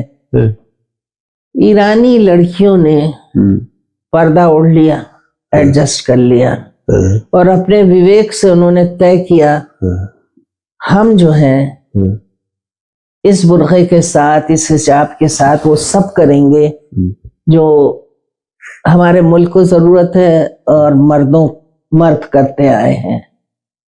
यहां तक कि आज जो आप मिसाइल देख रहे हैं उसमें कंट्रीब्यूशन जो है महिलाओं का भी है, और इस वक्त जो उनकी लड़कों से ज्यादा लड़कियां साइंटिस्ट बनने की उसमें है। बिल्कुल।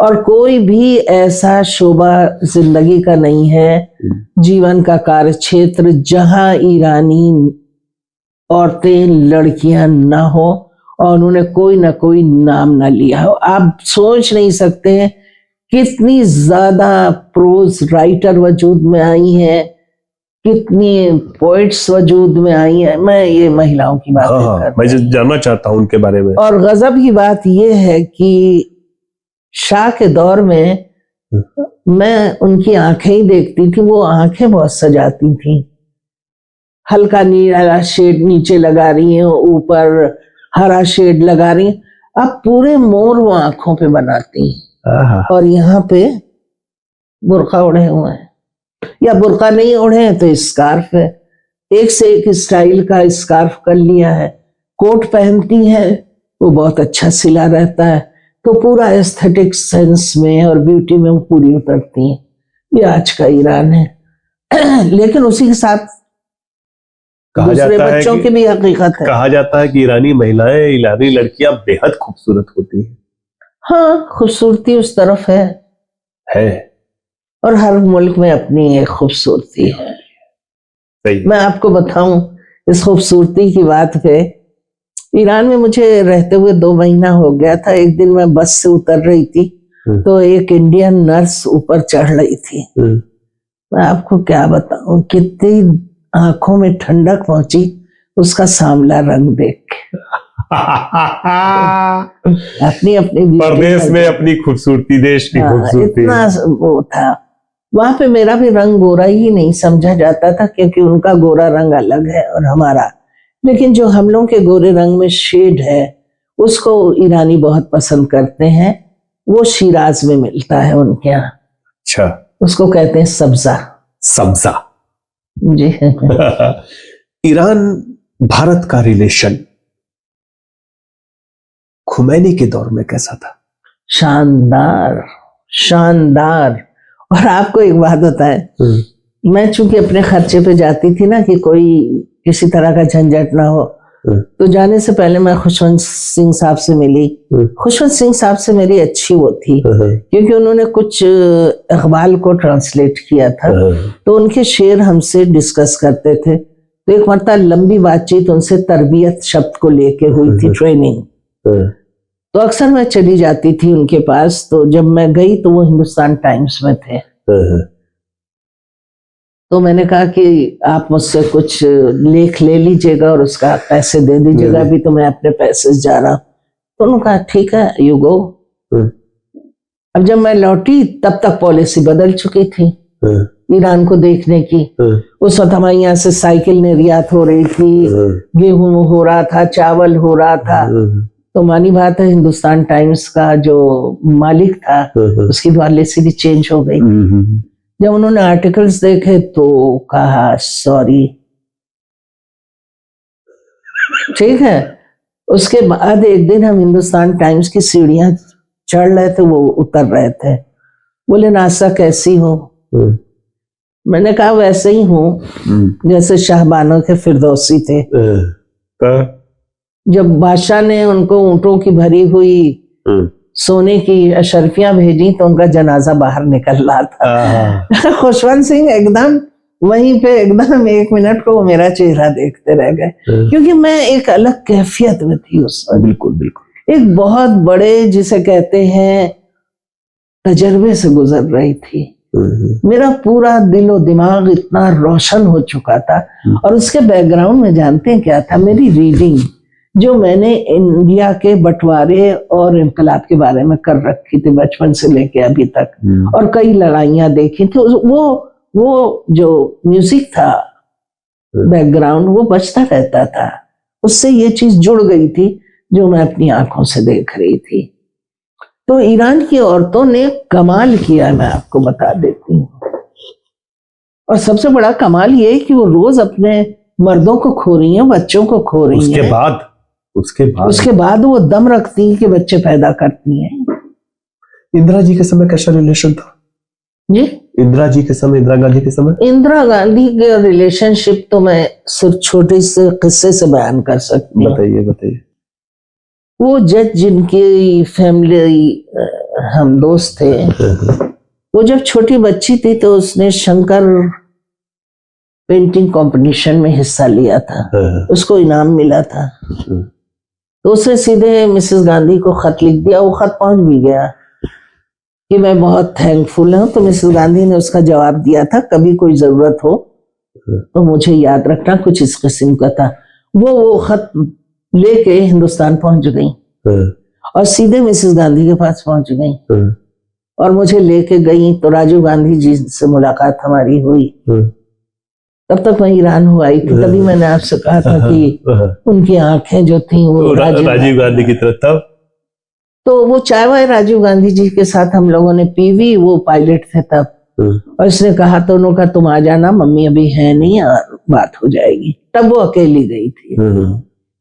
तो मिसेस गांधी जो थी वो लड्डू खा रही थी, अकेली खड़ी थी। किस चीज का लड्डू था? वो मोतीचूर का था। जब ये कमरे में दाखिल हुई तो उन्होंने बिठाला भी, उसको ऑफर भी किया और फिर उसका एडमिशन हो गया यहाँ पे मेडिकल में। अरे मेडिकल में। तो वो कुछ दिन हमारे यहाँ रही थी। क्या बात। तो आप सोच लीजिए कि एक बच्ची जवान हो जाती है और उसका सिलसिला यहाँ तक रहता है।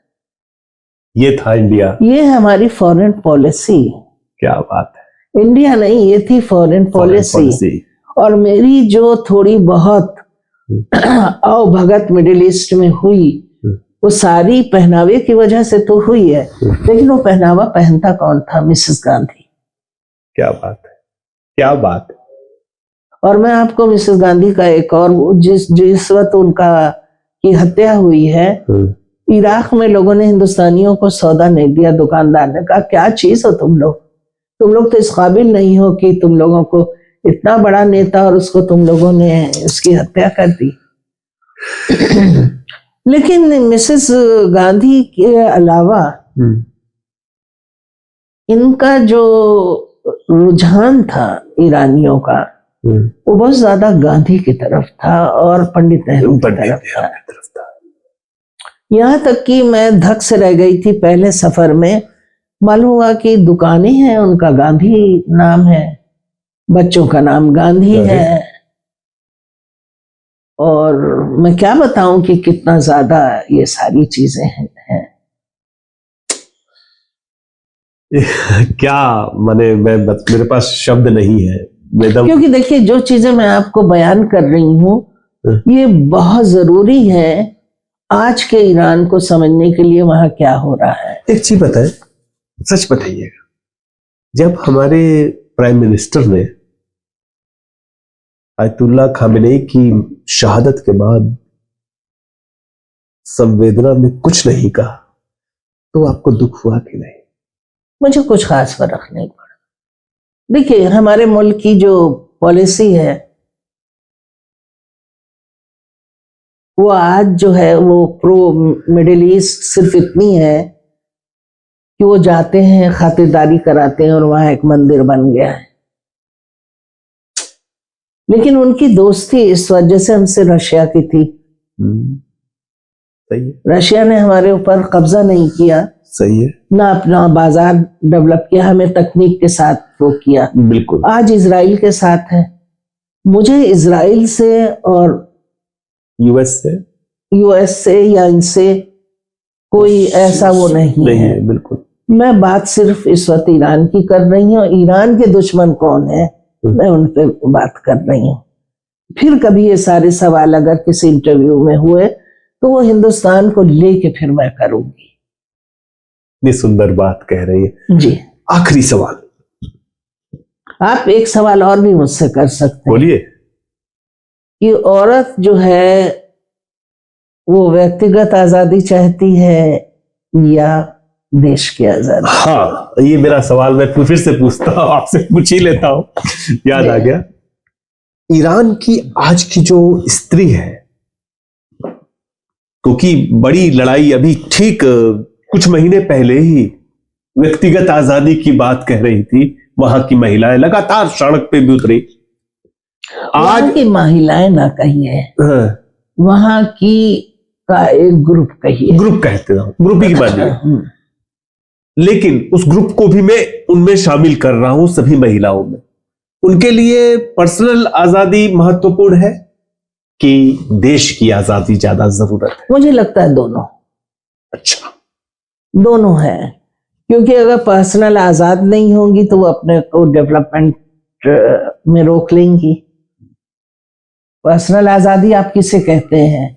कम कपड़े पहनना, घूमना, खुलेआम बाल बिखेर के चलना, बॉयफ्रेंड रखना, जी जी, या किसी से भी दोस्ती कर लेना। हाँ। आपका मेयार क्या है? पर्सनल, बस यही है। या आपका मेयार ये है डेवलपमेंट? तो डेवलपमेंट में तो उन्होंने किया ना, और आज वो कंट्रीब्यूट कर रही हैं, तो इसका मतलब है वो आजादी चाहती हैं जो बाहर के लोग उनके ऊपर तारी ना करें। तो दोनों में उनका कंट्रीब्यूशन है ना। एक तो वो बच्चे जो पैदा करेंगी, एक पढ़ी लिखी माँ, एक साइंटिस्ट माँ का बच्चा कितना आगे जाएगा। दारी जानी जो आज गए हैं, आप देखिए कितनी बड़ी बात है कि वो फिलोसोफर हैं। अरे कई किताबें उन्होंने लिखी है, 7-8 किताबें लिखी हैं। और दूसरे घर में वो काम करते थे, बर्तन धोने से सब्जी पाक करना, ये सब है ना। आपको समझना पड़ेगा वहां के मर्द और औरत के रिलेशनशिप भी। अच्छा, लारजानी साहब जो थे वो बात कर रहे थे ना जिनेवा में एटॉमिक पूरा उस पर IAEA के लिए बात वही कर ही रहे थे। देखिए, जब वो बात कर रहे थे तो उसमें आपको बम गिराने की क्या जरूरत थी? सही है, सही। औरत की आजादी आप देंगे, उसी तरह जैसे मिडिल ईस्ट में आपने डेमोक्रेसी लाए। किसको बेवकूफ बना रहे हैं? किसको बेवकूफ बना रहे हैं? अच्छा, दूसरी बात आप ये देखिए, आपने उस आदमी को बात करने के बीच में खत्म कर दिया। तो इसका मतलब है वॉर आप चाहते हैं, ईरान नहीं चाहता। और ईरान ने एक मरतबा वॉर बंद की इनके कहने पे, जबकि वो बहुत आगे बढ़ गया था, इनका जवाब दिया था। सही है। अब वो कह रहा आपने शुरू किया, खत्म हम करेंगे। भाई, हर डिसीजन आप क्यों लेंगे? मुस्तफा खामनेई वजूद में आते हैं कि तीसरे इमाम है, तो आप कहते हैं मेरी मर्जी से नहीं। आप कौन है? गलत फहमी में है। आप जानते क्या है? सीधी बात यह है कि जो पावर है, जो सिनेरियो है, वो पावर बदल रहा है। पूरी दुनिया का पावर बदल रहा है। एक दौर था जब मैंने लिखा था कि मुझे महसूस हो रहा है कि ईरान, चाइना और हिंदुस्तान सुपर पावर बनेगा। लेकिन कुछ ऐसी घटनाएं हुई कि चीज खत्म हो गई। और आज लोग सोच सकते हैं क्या एक सुपर पावर की तरह ईरान इस लड़ाई से निकल के बनेगा? बिल्कुल सही बात है, बिल्कुल ठीक है। और आप ये देखिए कि जितने भी लोग इनके यहाँ आए हैं, मौलवियों के साथ खड़े हुए हैं, वो सब पढ़े लिखे लोग हैं। मौलवियों के पास भी डिग्रियां हैं। उन्होंने कुरान शरीफ को सिर्फ पढ़ के वो नहीं बने हैं, उन्होंने पूरे सालों लगाया है। सही है। उसमें बहस करना हुज्जतुल इस्लाम है, आयतुल्लाह, आयतों का मायने रखना, तो उन्होंने उसके अंदर अपने को ढाल लिया है। अब आप उनसे उम्मीद कीजिए कि वो हमारे और आपकी तरह बिहेव करें। मजहबी अंसुर तो उनके अंदर होगा ना। बिल्कुल सही है, बिल्कुल। वो और अगर मजहबी है और वो देश के लिए और मुल्क के लिए तो क्या ठीक जा रहा है, तो भाई वो उनका मुल्क है, उनका निजाम है, वो जाने। अब हमें क्यों बोलना पड़ रहा है? इसलिए कि आज नहीं तो कल हमारी शामत आएगी। सही। तो इसलिए पहले ही रोक लो भाई। सही है। दर्शकों, आपको बता दूं, यहाँ पर ढेर सारी प्यारी किताबें हमारी नासिरा दीदी की पड़ी हुई है, सब ईरान पे, ज्यादातर कुछ रंग के ख्वाबों के, अजनबी जजीरा, संगसार बेहद चर्चित रही है, बहिश्ते जहरा, अंधा उल्लू, ये शीर्षक देखिए, जहां फव्वारे लहू रोते हैं, और शहनामाए फिरदौसी, फारसी महाकाव्य में दास्ताना गोई। ये देखिए, किस जर्नलिस्ट ने किया है इतना काम हिंदुस्तान में? अफगानिस्तान बुजकशी का मैदान, मर्जीना का देश इराक। बताओ किसने किया है? जितना मैम ने किया है, इसके लिए सलाम आपको। शुक्रिया। अब आज के दौर में एक सोच आपकी 89-80 में रही ईरान को लेकर के, वहां रही आप, तमाम तकलीफों से भी जूझी, शाह का भी राज देखा, फिर खुमैनी का देखा, क्रांति देखी, और एक आज का वक्त है जब ईरान चारों तरफ से घिरा हुआ है। एक तरफ अमेरिका, इजराइल, दूसरी तरफ ये। कितना आपकी सोच में अंतर आया? आप तो उस वक्त कह रही थी कि उसके कट्टरपंथ के बारे में लिखा आपने, बहुत चर्चा रहा है दुनिया भर में कि आपने किस तरह लिखा कि महिलाओं पर क्या क्या सितम होते थे। एक घटना का जिक्र आपने कहीं पर मैंने सुना था, वो आपने नहीं किया, सैनिटरी पैड वाला क्या मामला था, आपके साथ ही हुआ था। और एक आज आपकी सोच देखता हूं तो एकदम अलग है ईरान को लेकर के। ये क्या, कैसे परिवर्तन हुआ? और घटना भी जानना चाहूंगा, क्या घटना थी? एक्चुअली खामनेई साहब से जब मेरा इंटरव्यू हुआ था, तो उससे पहले मुझे सिक्योरिटी के लिए बिठाला गया था। पूरी बिल्डिंग खाली थी और उसके एक छोटे से कमरे में बहुत ठंडक थी, और मेरे पास बहुत ज्यादा गर्म कपड़े भी नहीं थे। बहरहाल मैं उस हुलिया में ठंडे कमरे में बैठी हुई थी, और बहुत देर बाद एक लड़की आई और उसने सिक्योरिटी का एग्जामिन किया। तो उनके पास तो कोई आला वगैरह रहता नहीं था, इतना था ही नहीं उस वक्त, तो वो हाथ से सारी चीजें टटोलती थी। उसने कहा कि आप ये क्या? तो मैंने कहा मुझे, तो उनका आपको निकालना होगा। तो मैंने कहा कैसे मैं निकालूंगी? मैं एकदम आंखें ही मेरी फट गई। कहा नहीं, आप बाथरूम जाइए और हमें दीजिए उसको। उसने जिस तरह हाथों से उसको टटोल के कि उसमें कोई चीज तो नहीं है, मैं वहां पे एकदम झटके से मुझे लगा कि दिस इज टू मच। ये क्या डिवोशन मैं देख रही हूँ। एक शब्द पे लोग मारते ही जाते हैं, गोली खा लेते हैं, अपने पे बम रख के कर लेते हैं, और ये सब लोग अलग अलग तरीके से ईरान के लिए करते हैं।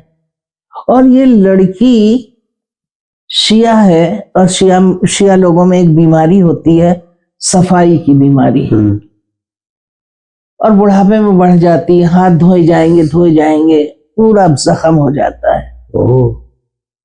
और उस नस्ल की लड़की इतनी चीज जिसको बहुत ज्यादा वो नजिस समझा जाता है, उसको वो किया। तो जो मैंने ईरान को देखा तो उस वक्त ये तो समझ में आ गया कि हर लड़की चाहे वो जिस थिंकिंग की हो, अपनी थिंकिंग के लिए डिवोटेड है, और ये डिवोशन ही आपस में टकराहट है, क्योंकि अंकुश बहुत लंबा रहा है, मिलना मिलाना नहीं रहा है। आज जो सूरत हाल है ईरान की, उसमें आप ये देखिए कि औरतें जो हैं किस तरह से खड़ी हैं। आप यकीन कर सकते हैं कि 90 मिलियन वहां की आबादी है, और कहा जाता है 43 मिलियन जो है वो सड़क पे औरतों का मजमा रहा है पूरे ईरान में। तो ये कौन औरतें हैं? क्या आप सोचते हैं कि उनको भी हमारी तरह 10,000 रुपया दिया गया होगा, साड़ी दी होगी, ये होगा, उसकी उनको परवाह नहीं है। आपने वो तस्वीरें वीडियो में देखी जहां लड़कियां रात को झंडा लहरा रही हैं? देखिए, हाँ, देखिए अली जानी जो है वो हाथ मिलाते हुए लोगों के साथ घूम रहे हैं। हाँ, अली लड़िजानी सड़क पे दिखाई लेकिन आप मोसाद की भी कमाल देखिए कि 8-10 जगहों को वो आदमी बदलता है, लेकिन पकड़ा जाता है। ये भी कहा गया कि उनकी अंगूठी बदल दी गई थी, क्योंकि उनकी लाश तो गोश्त का लोंदा था, जो और लोग थे, चेहरा पहचाना नहीं जा रहा था, उस अंगूठी से पहचाना गया, और उस अंगूठी में लगा कि ये कैमरा है। होता यह है कि जो यहूदी हैं वो पूरे मिडिल ईस्ट में एज अ सिटीजन रहते हैं, और ईरान में शराब का कारोबार यहूदी करते थे। तो अब जब यहूदी फैमिली एक नागरिक की तरह रह रही है, तो उस नागरिक की फैमिली में भी तो डिवोटेड इजराइल हो सकते हैं। बिल्कुल बिल्कुल बिल्कुल बिल्कुल। तो जासूसी तो घर ही से हो रही है। आप जरा देखिए, परत दर परत कितनी कठिनाइयों का सामना है। तो अब इतने दिनों में मैंने भी जो रीड किया, तो मुझे लगा कि बहुत डेवलपमेंट हुआ है वहां पे। और आज मैं हुकूमत के उसमें नहीं खड़ी हुई हूँ, मैं ईरान के अस्तित्व के लिए खड़ी हुई हूँ, क्योंकि उसमें मेरा भी अस्तित्व शामिल है। बिल्कुल बिल्कुल। और मिडिल ईस्ट ने भी बहुत सहा है, ऐसा नहीं है। उसने इजराइल में फिलिस्तीनियों को बहुत जगहें दी हैं, सब कुछ किया है। और जो ये लोग कहते हैं कि जो इजराइल है उसने ईरान को फंसा दिया है, मुझे नहीं लगता है कि ऐसा है, बल्कि इजराइल ने अमेरिका को फंसा दिया है एक बेजवार में। अभी कुछ लोग कहना, नाम नहीं लेना चाहूंगा, कुछ लोगों ने टिप्पणी करी कि इजराइल के बनाए ट्रैप में ईरान फंस गया है। नहीं, ईरान इतना बेवकूफ तो नहीं हो सकता है, और ये एक मजाक की टिप्पणी मैं मान सकती हूँ, शरारत भरी, लेकिन एनालिसिस में तो एनालिसिस नहीं है, ये सिर्फ शरारत है। एक आदमी बताइए ट्रैप में फंस के बेवकूफी की हरकतें करता जाएगा कि ये मारो वो मारो ये करो, और इतनी तैयारी कर लेगा वो। हाँ, आप ये देखिए कि एक आदमी कह रहा है कि हम परमाणु बम नहीं बनाएंगे, लेकिन हम परमाणु एनर्जी की तरह यूज करेंगे। उन्होंने ये भी कह दिया था कि यूरेनियम की वो कम कर देंगे, है कि नहीं? उसके बावजूद ये सब हो रहा है। तो कौन सा ट्रैप है? वो अपने अस्तित्व के लिए लड़ रहे हैं। सही है, बिल्कुल। और इजराइल का तो कोई मुकाबला देखिए इसलिए नहीं है कि इजराइल जो है, आज का जो इजराइली है, उसको पुराने यहूदी भी नहीं मान रहे हैं। सही है, यकीनन, क्योंकि ये पॉलिटिकल इजराइली है और एक खास अंदाज से है, ये बाहर से निकाले गए हैं। तो कोई बंदा ये नहीं कहता अरे जिन लोगों ने निकाला था वो वापस लो, फिलिस्तीन क्यों वापस ले। सही है। या किसी ने ये कह दिया कि मिडिल ईस्ट ने अपना प्रॉब्लम ईरान को दे दिया फिलिस्तीन का। लेकिन यकीन जानिए कि पिछले 40 साल से मैं जहां भी गई हूं, जिस मुल्क में गई हूं, जिस सेमिनार में गई हूं, जिससे मिली हुई हूं, मर्द और औरत ने यही कहा कि जिस दिन फिलिस्तीन जीतेगा उस दिन हमारी जीत होगी, जिस दिन फिलिस्तीन की औरत आजाद होगी उस दिन हमारी आजादी होगी। तो आप किसी के दिए हुए कोटेशन को मतलब सच समझ लीजिए और उस कंट्री के बारे में आपको कुछ पता ना हो, सिर्फ मुसलमान रहते हैं, आतंकवादी रहते हैं, जिहादी रहते हैं, आपको ना कल्चर का पता है, ना आर्ट का पता है, ना साजी संस्कृति का पता है। सही है। और आप रह रहे हैं। तो हम हिंदुस्तानियों की कमी जानते हैं क्या है? बहुत बड़ी कमी है। हम अखंड तो हैं लेकिन साथ जीना नहीं सीखे हैं, एक दूसरे को भी नहीं पहचानते हैं। बिल्कुल ठीक है, बिल्कुल ठीक। ये इतनी बड़ी कमी और सदियों से रहते आ रहे हैं। अलग अलग भाषा। मुझे तो एक वक्त में एकता नजर आती है, वो साहित्य अकेडमी के अवार्ड के वक्त जहाँ सारी भाषाएं और सब तरह के प्रांत आके जब वो ज्यादा दिखाई देती थी, वही दिखाई देती है खाली। खामनेई साहब का बेटा भी मतलब 4 बेटे हैं उनके, 2 लड़कियां हैं। वो तो एक बेटा जख्मी हो गया, ठीक है। इनका बेटा चला गया है। रफसंजानी से जब मैंने सवाल किया था कि इतना कत्ल और इतनी गारतगरी हो रही है और आप किसी को नहीं बख्श रहे, क्या कर रहे हैं? तो बोले आपको पता है मेरे दोनों दामाद मुजाहिदीन थे, वो हैंग कर दिए गए। सद्दाम के जो 2 दामाद थे उन्होंने भी वतन से गद्दारी की थी, वो भी हैंग हुए थे। तो आपको समझना पड़ेगा कि वहां हो क्या रहा है। अभी आपके ईरान में मित्र है कि नहीं है? बात हुई किसी से? एक्चुअली एक तो इंटरनेट इस वक्त बंद है। हाँ, उनकी चिंता तो हो रही होगी। हाँ, मैंने सबको सब चीजें भेजती रहती हूँ मैं। इंटरनेट इसलिए बंद है कि सिक्योरिटी की वजह से, और दूसरे ये है कि जब इंटरनेट थोड़ी देर के लिए खोला जाता है तो उन लोगों के जवाब आते हैं, बहुत बहुत शुक्रिया, ठीक है ना। हाँ ठीक। अब ठीक है या नहीं है हमें नहीं पता, इसलिए कि आज ठीक है तो कल उड़ गए जाए, नहीं हमें क्या कहा जा सकता है। और दूसरी बात यह है कि जो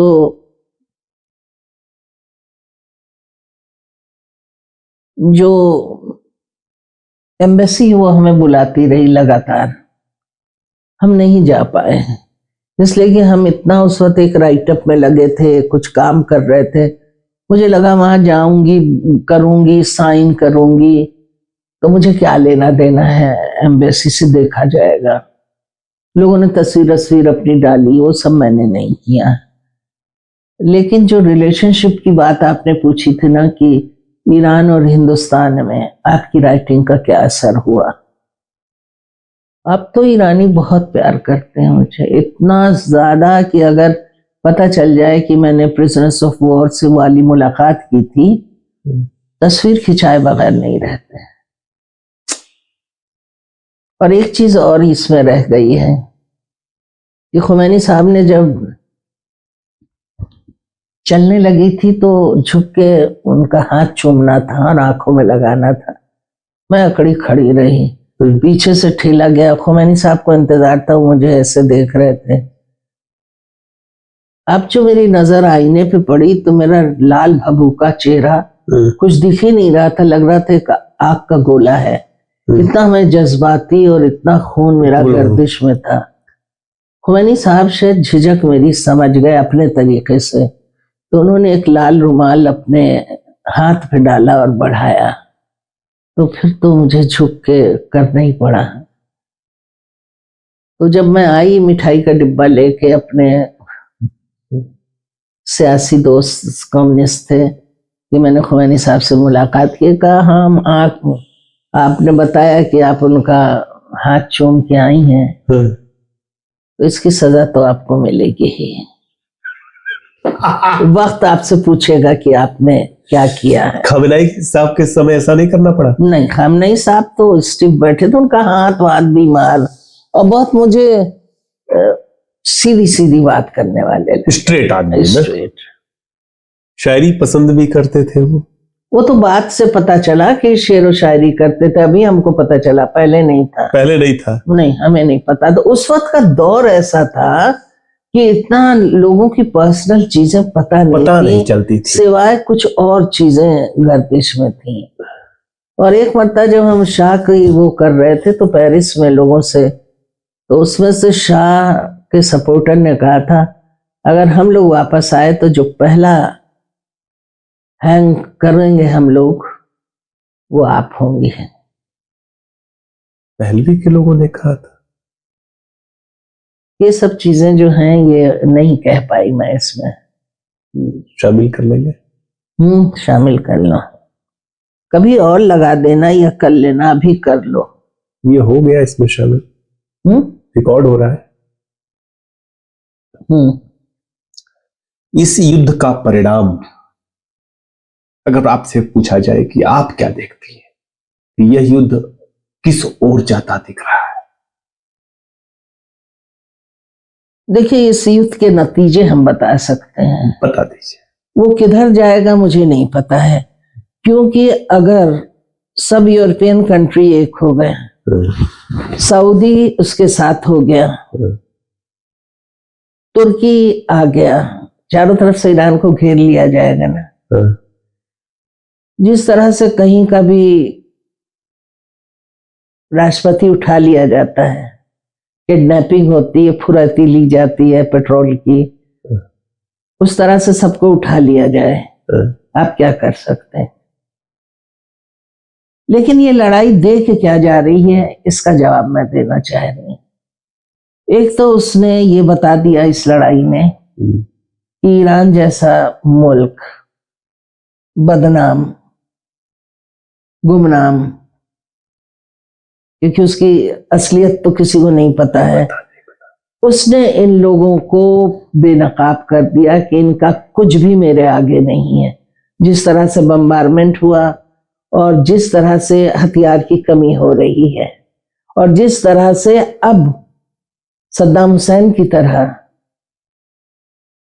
कहा जा रहा है कि आप वो कर लीजिए जिसे कहते हैं आतशबाजी, यानी समझौता कर लीजिए, युद्ध खत्म हो, युद्ध विराम कर लीजिए। हाँ, और उसी तरह अमेरिका कह रहा है कि युद्ध विराम हो जाना चाहिए, अब खत्म होना चाहिए।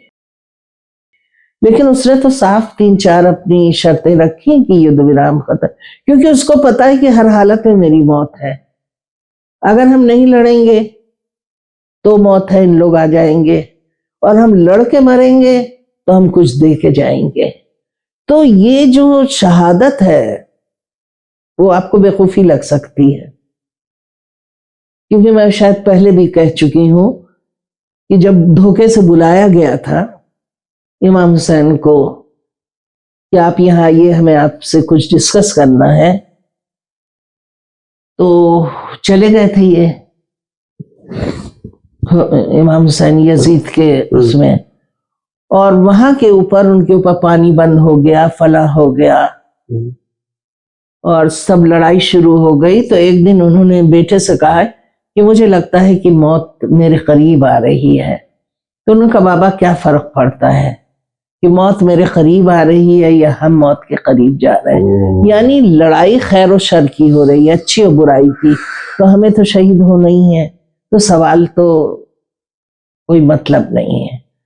और ये जो शहादत का फलसफा है ये इन लोगों ने अपना लिया है, ईरानियों ने। ये एक वो भी पहनते नग, अकीक है, वो रेड रंग का, खूनी रंग का है, वो शहादत का है। तो वो आप ज्यादातर देखिएगा एक फिरोजा और एक रेड लोग पहनते, जेवर भी पहनते हैं, अकीक। तो अब इस फलसफे के साथ जो है वो जी रहे हैं, तो फिर वो जी रहे हैं। अब आपको वो बेवकूफी लगे, अकलमंदी लगे, या जो भी लग सकता है, ये आपकी अपनी मर्जी है। हमको ईरान और ईरानियों को उनकी तरह देखने और समझने की जरूरत है। और दूसरे हर हालत में देखिए, गोर्बाचोव जो थे, लोग कह रहे हैं ये गौरवी हैं, दूसरे गौरवी हैं। गौरवी ने भी तो टुकड़े टुकड़े करके सबको आजाद कर दिया, है ना? सही है, सही है। हो सकता है ये भी मिडिल ईस्ट को आजादी का पैगाम दे के जाए। सही है ना? बिल्कुल सही। सबसे, और गौरवी की एक बात याद आती है इस वक्त, जब बहुत बड़ा जलजला वहां आया था, तो किसी ने कुछ पॉलिटिकल क्वेश्चन किया था, तो उसने कहा था कि ये वक्त जो है इस तरह के सवाल का नहीं, बात इंसानियत की है। क्या बात। और उसने एक जगह एक बात और भी कही थी कि अफसोस ये है कि हमने खुदा से अपने बच्चों को अलग तो कर लिया, लेकिन आज जब टूटे हो रहे हैं बच्चे मनोविज्ञान की तरफ से, मनोवैज्ञानिक तौर से, और मनोवृत्ति उनकी ऐसी हो रही है, तो ऐसी कोई ताकत नहीं है जो उनको सुकून दे सके, वो है खुदा। मैं ये अपने शब्दों में बता रही, कहने का मतलब उनका यही था कि हमने उनसे छीन लिया।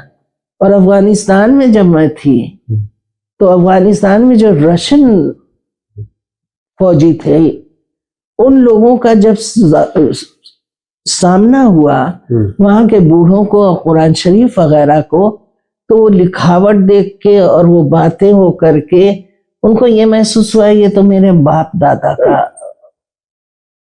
पढ़ते थे। वहां से वहां पे अनचाहा वो शुरू हो गया था।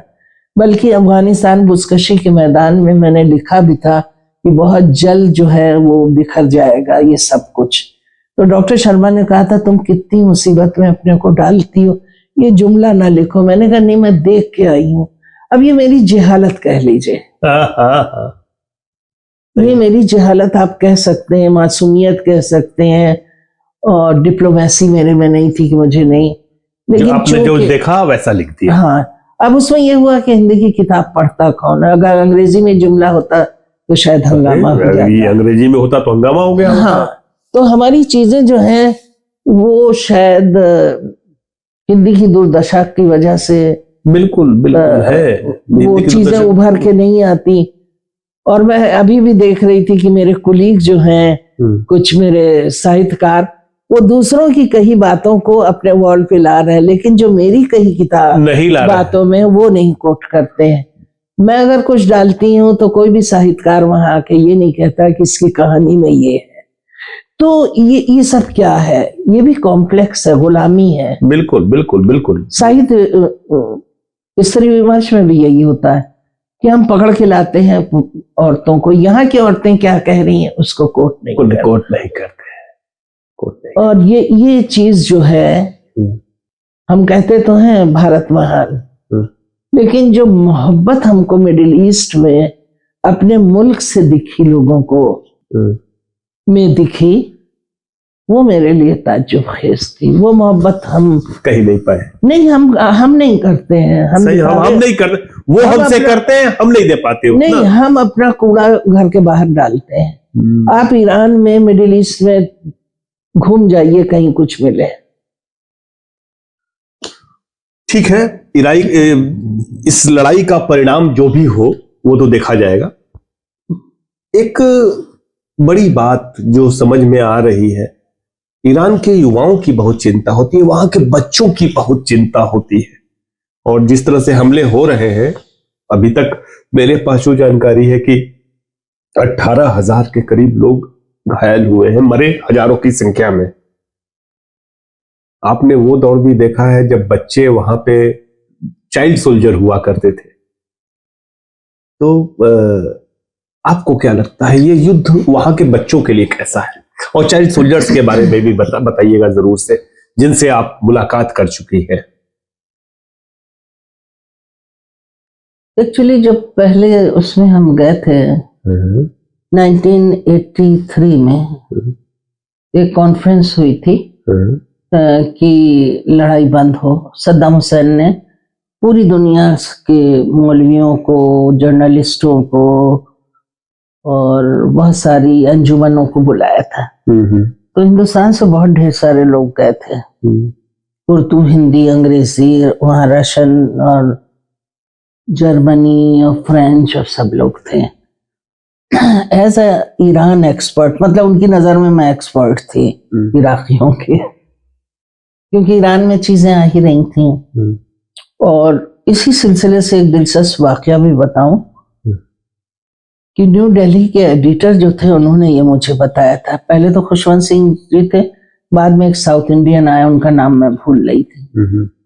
उनको मैंने एक दो राइटअप दिए थे छपने के लिए, तो फिर उनके साथ पाकिस्तान भी मैं गई थी ये ज़ियाउल हक की डेथ को कवर करने के लिए, उर्दू नई दुनिया से।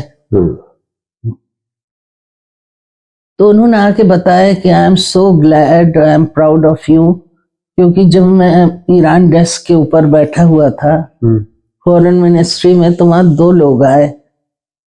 तो एक जो था वो ईरान से थे और वो कह रहे थे नासिर शर्मा जो हैं वो बहुत नेगेटिव लिख रही हैं, आप मना क्यों नहीं करते हैं, और ये पैसा जो है इराक से ले रहे हैं। तो दूसरे वाले साहब खिलखिला के हंस पड़े और उनका कौन नासिर शर्मा, मैं तो जानता नहीं। ठीक है, और जवाब देख लीजिए हमारी मिनिस्ट्री का क्या आता है। हमारा प्रेस आजाद है, हम उन्हें रोक नहीं सकते।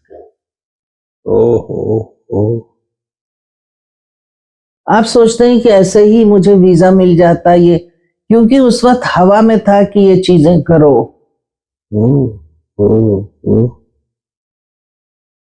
आपकी कैपेसिटी को रोका नहीं जाता था, चाहे वो इंडिया हो या चाहे जो भी ईरान हो, चाहे कोई भी, दोनों भी मुल्क नहीं रोकते थे आपकी कैपेसिटी को। और वीजा भी तो वहीं से बन के आता था। बिल्कुल बिल्कुल बिल्कुल हमारा बिल्कुल बिल्कुल बिल्कुल। तो जैसे मैंने पहले कहा कि कुछ लोग रेवोल्यूशन को सपोर्ट कर रहे थे, कुछ नहीं कर रहे थे, तो जब वो देख रहे थे कि मैं ऐसा काम कर रही हूँ तो कहीं पे मेरी लेग पुलिंग होती थी, कहीं पे मुझे सपोर्ट मिलता था। चाइल्ड सोल्जर वाले मामले में क्या हुआ? अब उसमें ये हुआ कि जब हम लोग सेमिनार में गए तो रमादी कैंप भी जाना था, और ये बात बहुत उससे हो रही थी कि खुमैनी साहब ने बच्चे लेने से इनकार कर दिया है। ये प्रिजनर्स ऑफ जो हैं ये मेरे नहीं है। मैं भी सोचने लगी कि जरूर ये हर हालत में षड्यंत्र है सद्दाम हुसैन का, क्योंकि सद्दाम हुसैन के बारे में दो ही लफ्ज कहा जाता था ईरान में कि सद्दाम खर है यानी गधा है, और दूसरा कहा जाता सद्दाम काफिर है यानी काफिर है। कोई बहुत अच्छी इमेज नहीं थी। तो खैर हम लोग पहुंच गए, तो जो कुछ लोग पाकिस्तानी थे और कुछ और जर्नलिस्ट थे, मैंने कहा आप लोग परेशान ना होइए, शक तो मुझे भी है, लेकिन मैं पर्शियन जानती हूँ, बोलूंगी तो वो जवाब देंगे। उन्होंने कहा ठीक है। वहां हम लोग पहुंचे तो जैसे ही हम दाखिल हुए तो मैंने सलाम कहा तो उन्होंने सलवात जोर से पढ़ा। इसका मतलब था कि वापस जाइए, कोई दिलचस्पी नहीं। ये एक अंदाज था ईरान का हो गया था, और बच्चे लाइन से बैठे थे चारों तरफ। वो मैं आपको डॉक्यूमेंट्री फिल्म दूंगी 7 मिनट की। मैंने पूछा और किसी ने जवाब नहीं दिया, वापस आ गए। फिर दोबारा मैं गई, और इस वक्त जो था वो फ्रेंच हमारे साथ थे और जर्मन थे और कुछ और लोग जर्नलिस्ट थे। तो उन लोगों ने रिक्वेस्ट की कि क्या आप तो इंटरव्यू लेंगे ही, पर्शियन जानते, तो क्या है वो इंटरव्यू हम दिखा सकते हैं? मैंने कहा ठीक है, कर लीजिए। भाई उस वक्त एक भाईचारा था कि सब चीजें जो हैं सामने आए। और वो मई का महीना था, तो उसमें जब मैं गई तो पासदार वगैरह जो थे इधर उधर, उनका बोलते नहीं, जवाब नहीं दे रहे हो, जवाब दो मैडम क्या कह रही हैं। तो किसी ने कोई जवाब नहीं दिया। तो फिर मैंने कहा भाई परेशानी क्या है तुमको, मैं तुम्हारी बहन हूँ, माँ हूँ। सही है। कहा अगर आप ये कह रही हैं हमें तो अमेरिकन मुसलमान लग रही, बाल खोले हैं, कमर दिख रही है, और आपको अगर मेरी बहन होती तो सर ढके रहती। तो मैंने कहा इसमें क्या है, मैं सर ढक लेती हूँ तुम अगर जवाब दो। फिर एक अब संसद सदस्य है वो ईरान में, उसके एक पैर नहीं है, वो बच्चा पास में बैठा था, उसने एक शेर पढ़ दिया कि प्रॉफिट की डॉटर की जो रेस्पेक्ट थी वो उनके हिजाब में थी। ठीक है, फिर मैंने पास वाले लड़के से कहा तुम्हारा नाम क्या पूछा।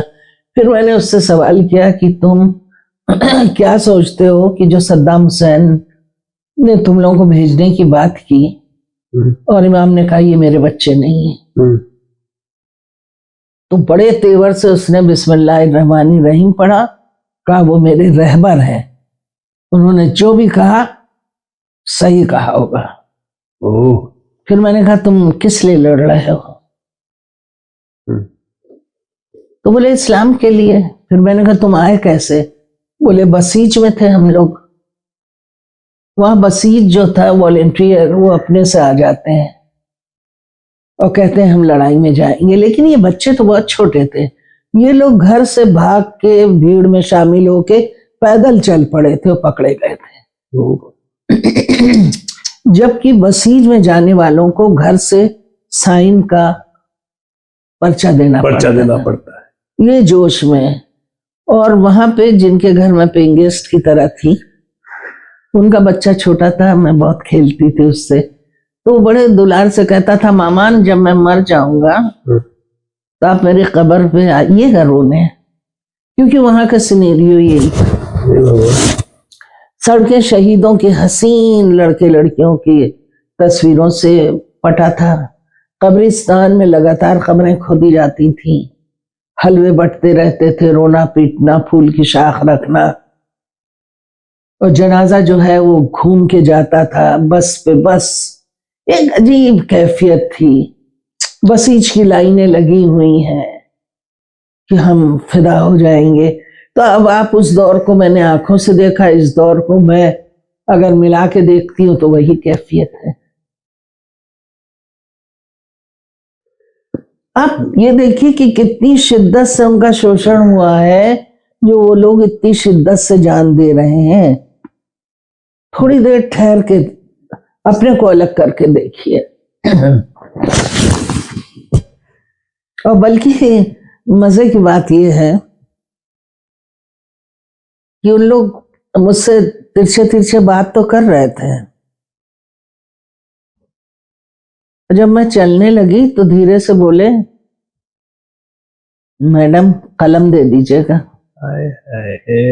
तो मैंने सबसे कलम जमा किए जितने जर्नलिस्ट थे, फिर आंचल के उसमें करके उनको ट्रांसफर किए। अब इस कम्युनिकेशन को क्या कहिएगा कि वो ऊपर से ठीक उसी मौलवियों की तरह गुफ्तगू कर रहे थे, लेकिन मांग मुझसे एक रिश्ते के तहत कि आप आई, बात किया, उन्होंने कलम मुझसे मांगा। फिर तीसरी बार गए तो संगम के गाने वाने बज रहे थे और उन लोग फुटबॉल वगैरह खेल रहे थे।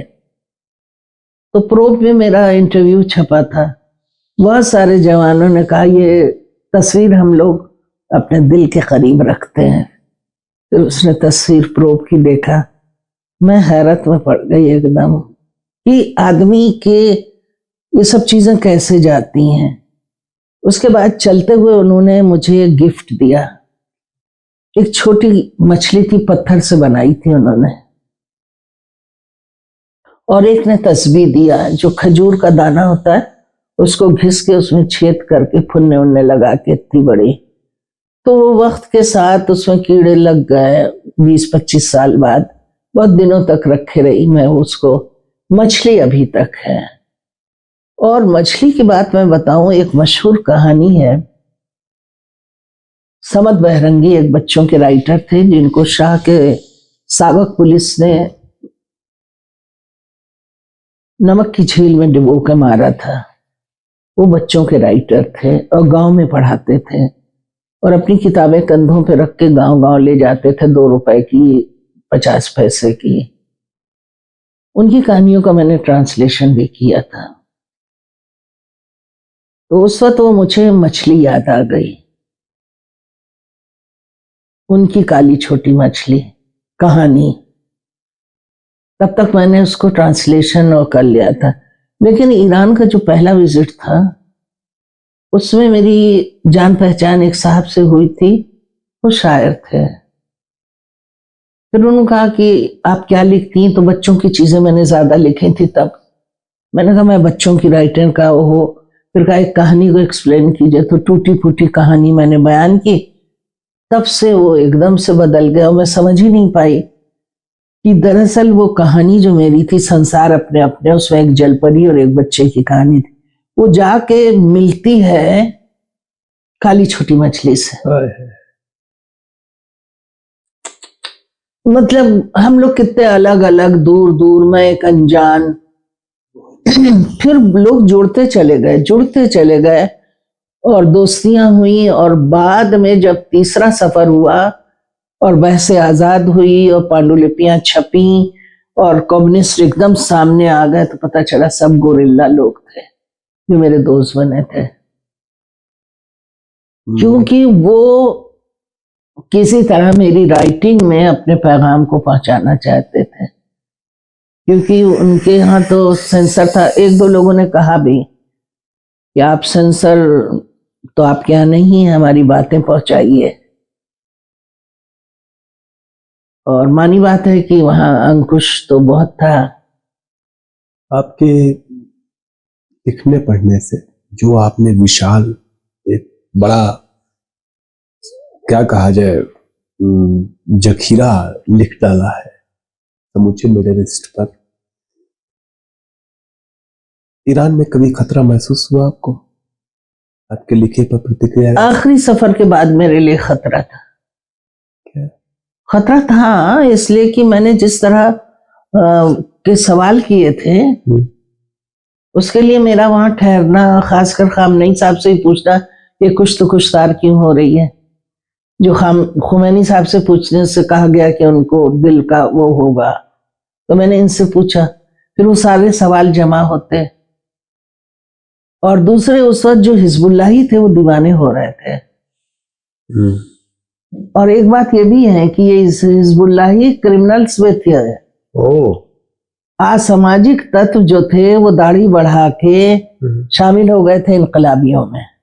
ये भी ट्रेजेडी है। तो ये सब चीजें जो होती हैं वो परत दर परत होती हैं, एक मर्तबा में समझी नहीं जा सकती हैं और ना समझाई जा सकती हैं। सही है, बिल्कुल ठीक है। दोस्तों, मेरे पास शब्द नहीं है।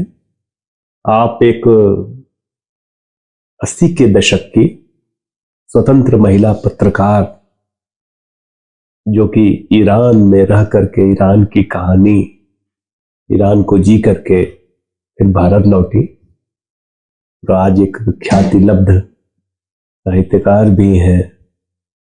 और निश्चित तौर पे मैं कहना चाहूंगा कि ईरान का ऐसा एक्सपर्ट फिलहाल मुझे दूर दूर तक कोई नहीं दिखता।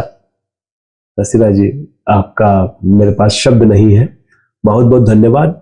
हम ये इंटरव्यूज जो है आपके कई बार लेने पड़ेंगे, क्योंकि जैसा माहौल है जी, जैसा चल रहा है सब कुछ ईरान में, हम कोशिश करेंगे और आपसे इस बात की इजाजत चाहेंगे कि हम आगे भी आपसे बात करें और आप हमें इजाजत दें। जरूर, हमारे घर के दरवाजे, हमारे दिल के दरवाजे आपके लिए खुले हैं। आपका बहुत बहुत धन्यवाद। ठीक है दर्शकों, देखते रहिए लेंस। हमारे चैनल को सब्सक्राइब करिए, अपनी बहुमूल्य टिप्पणी दीजिए, और ईरान पे हमारा इंटरव्यूज का ये सिलसिला आगे भी जारी रहेगा। धन्यवाद। देश दुनिया की रखी खबर हर रोज हर शाम कानो कान सुनते रहें द लेंस पॉडकास्ट। रही अपडेट लेंस के साथ।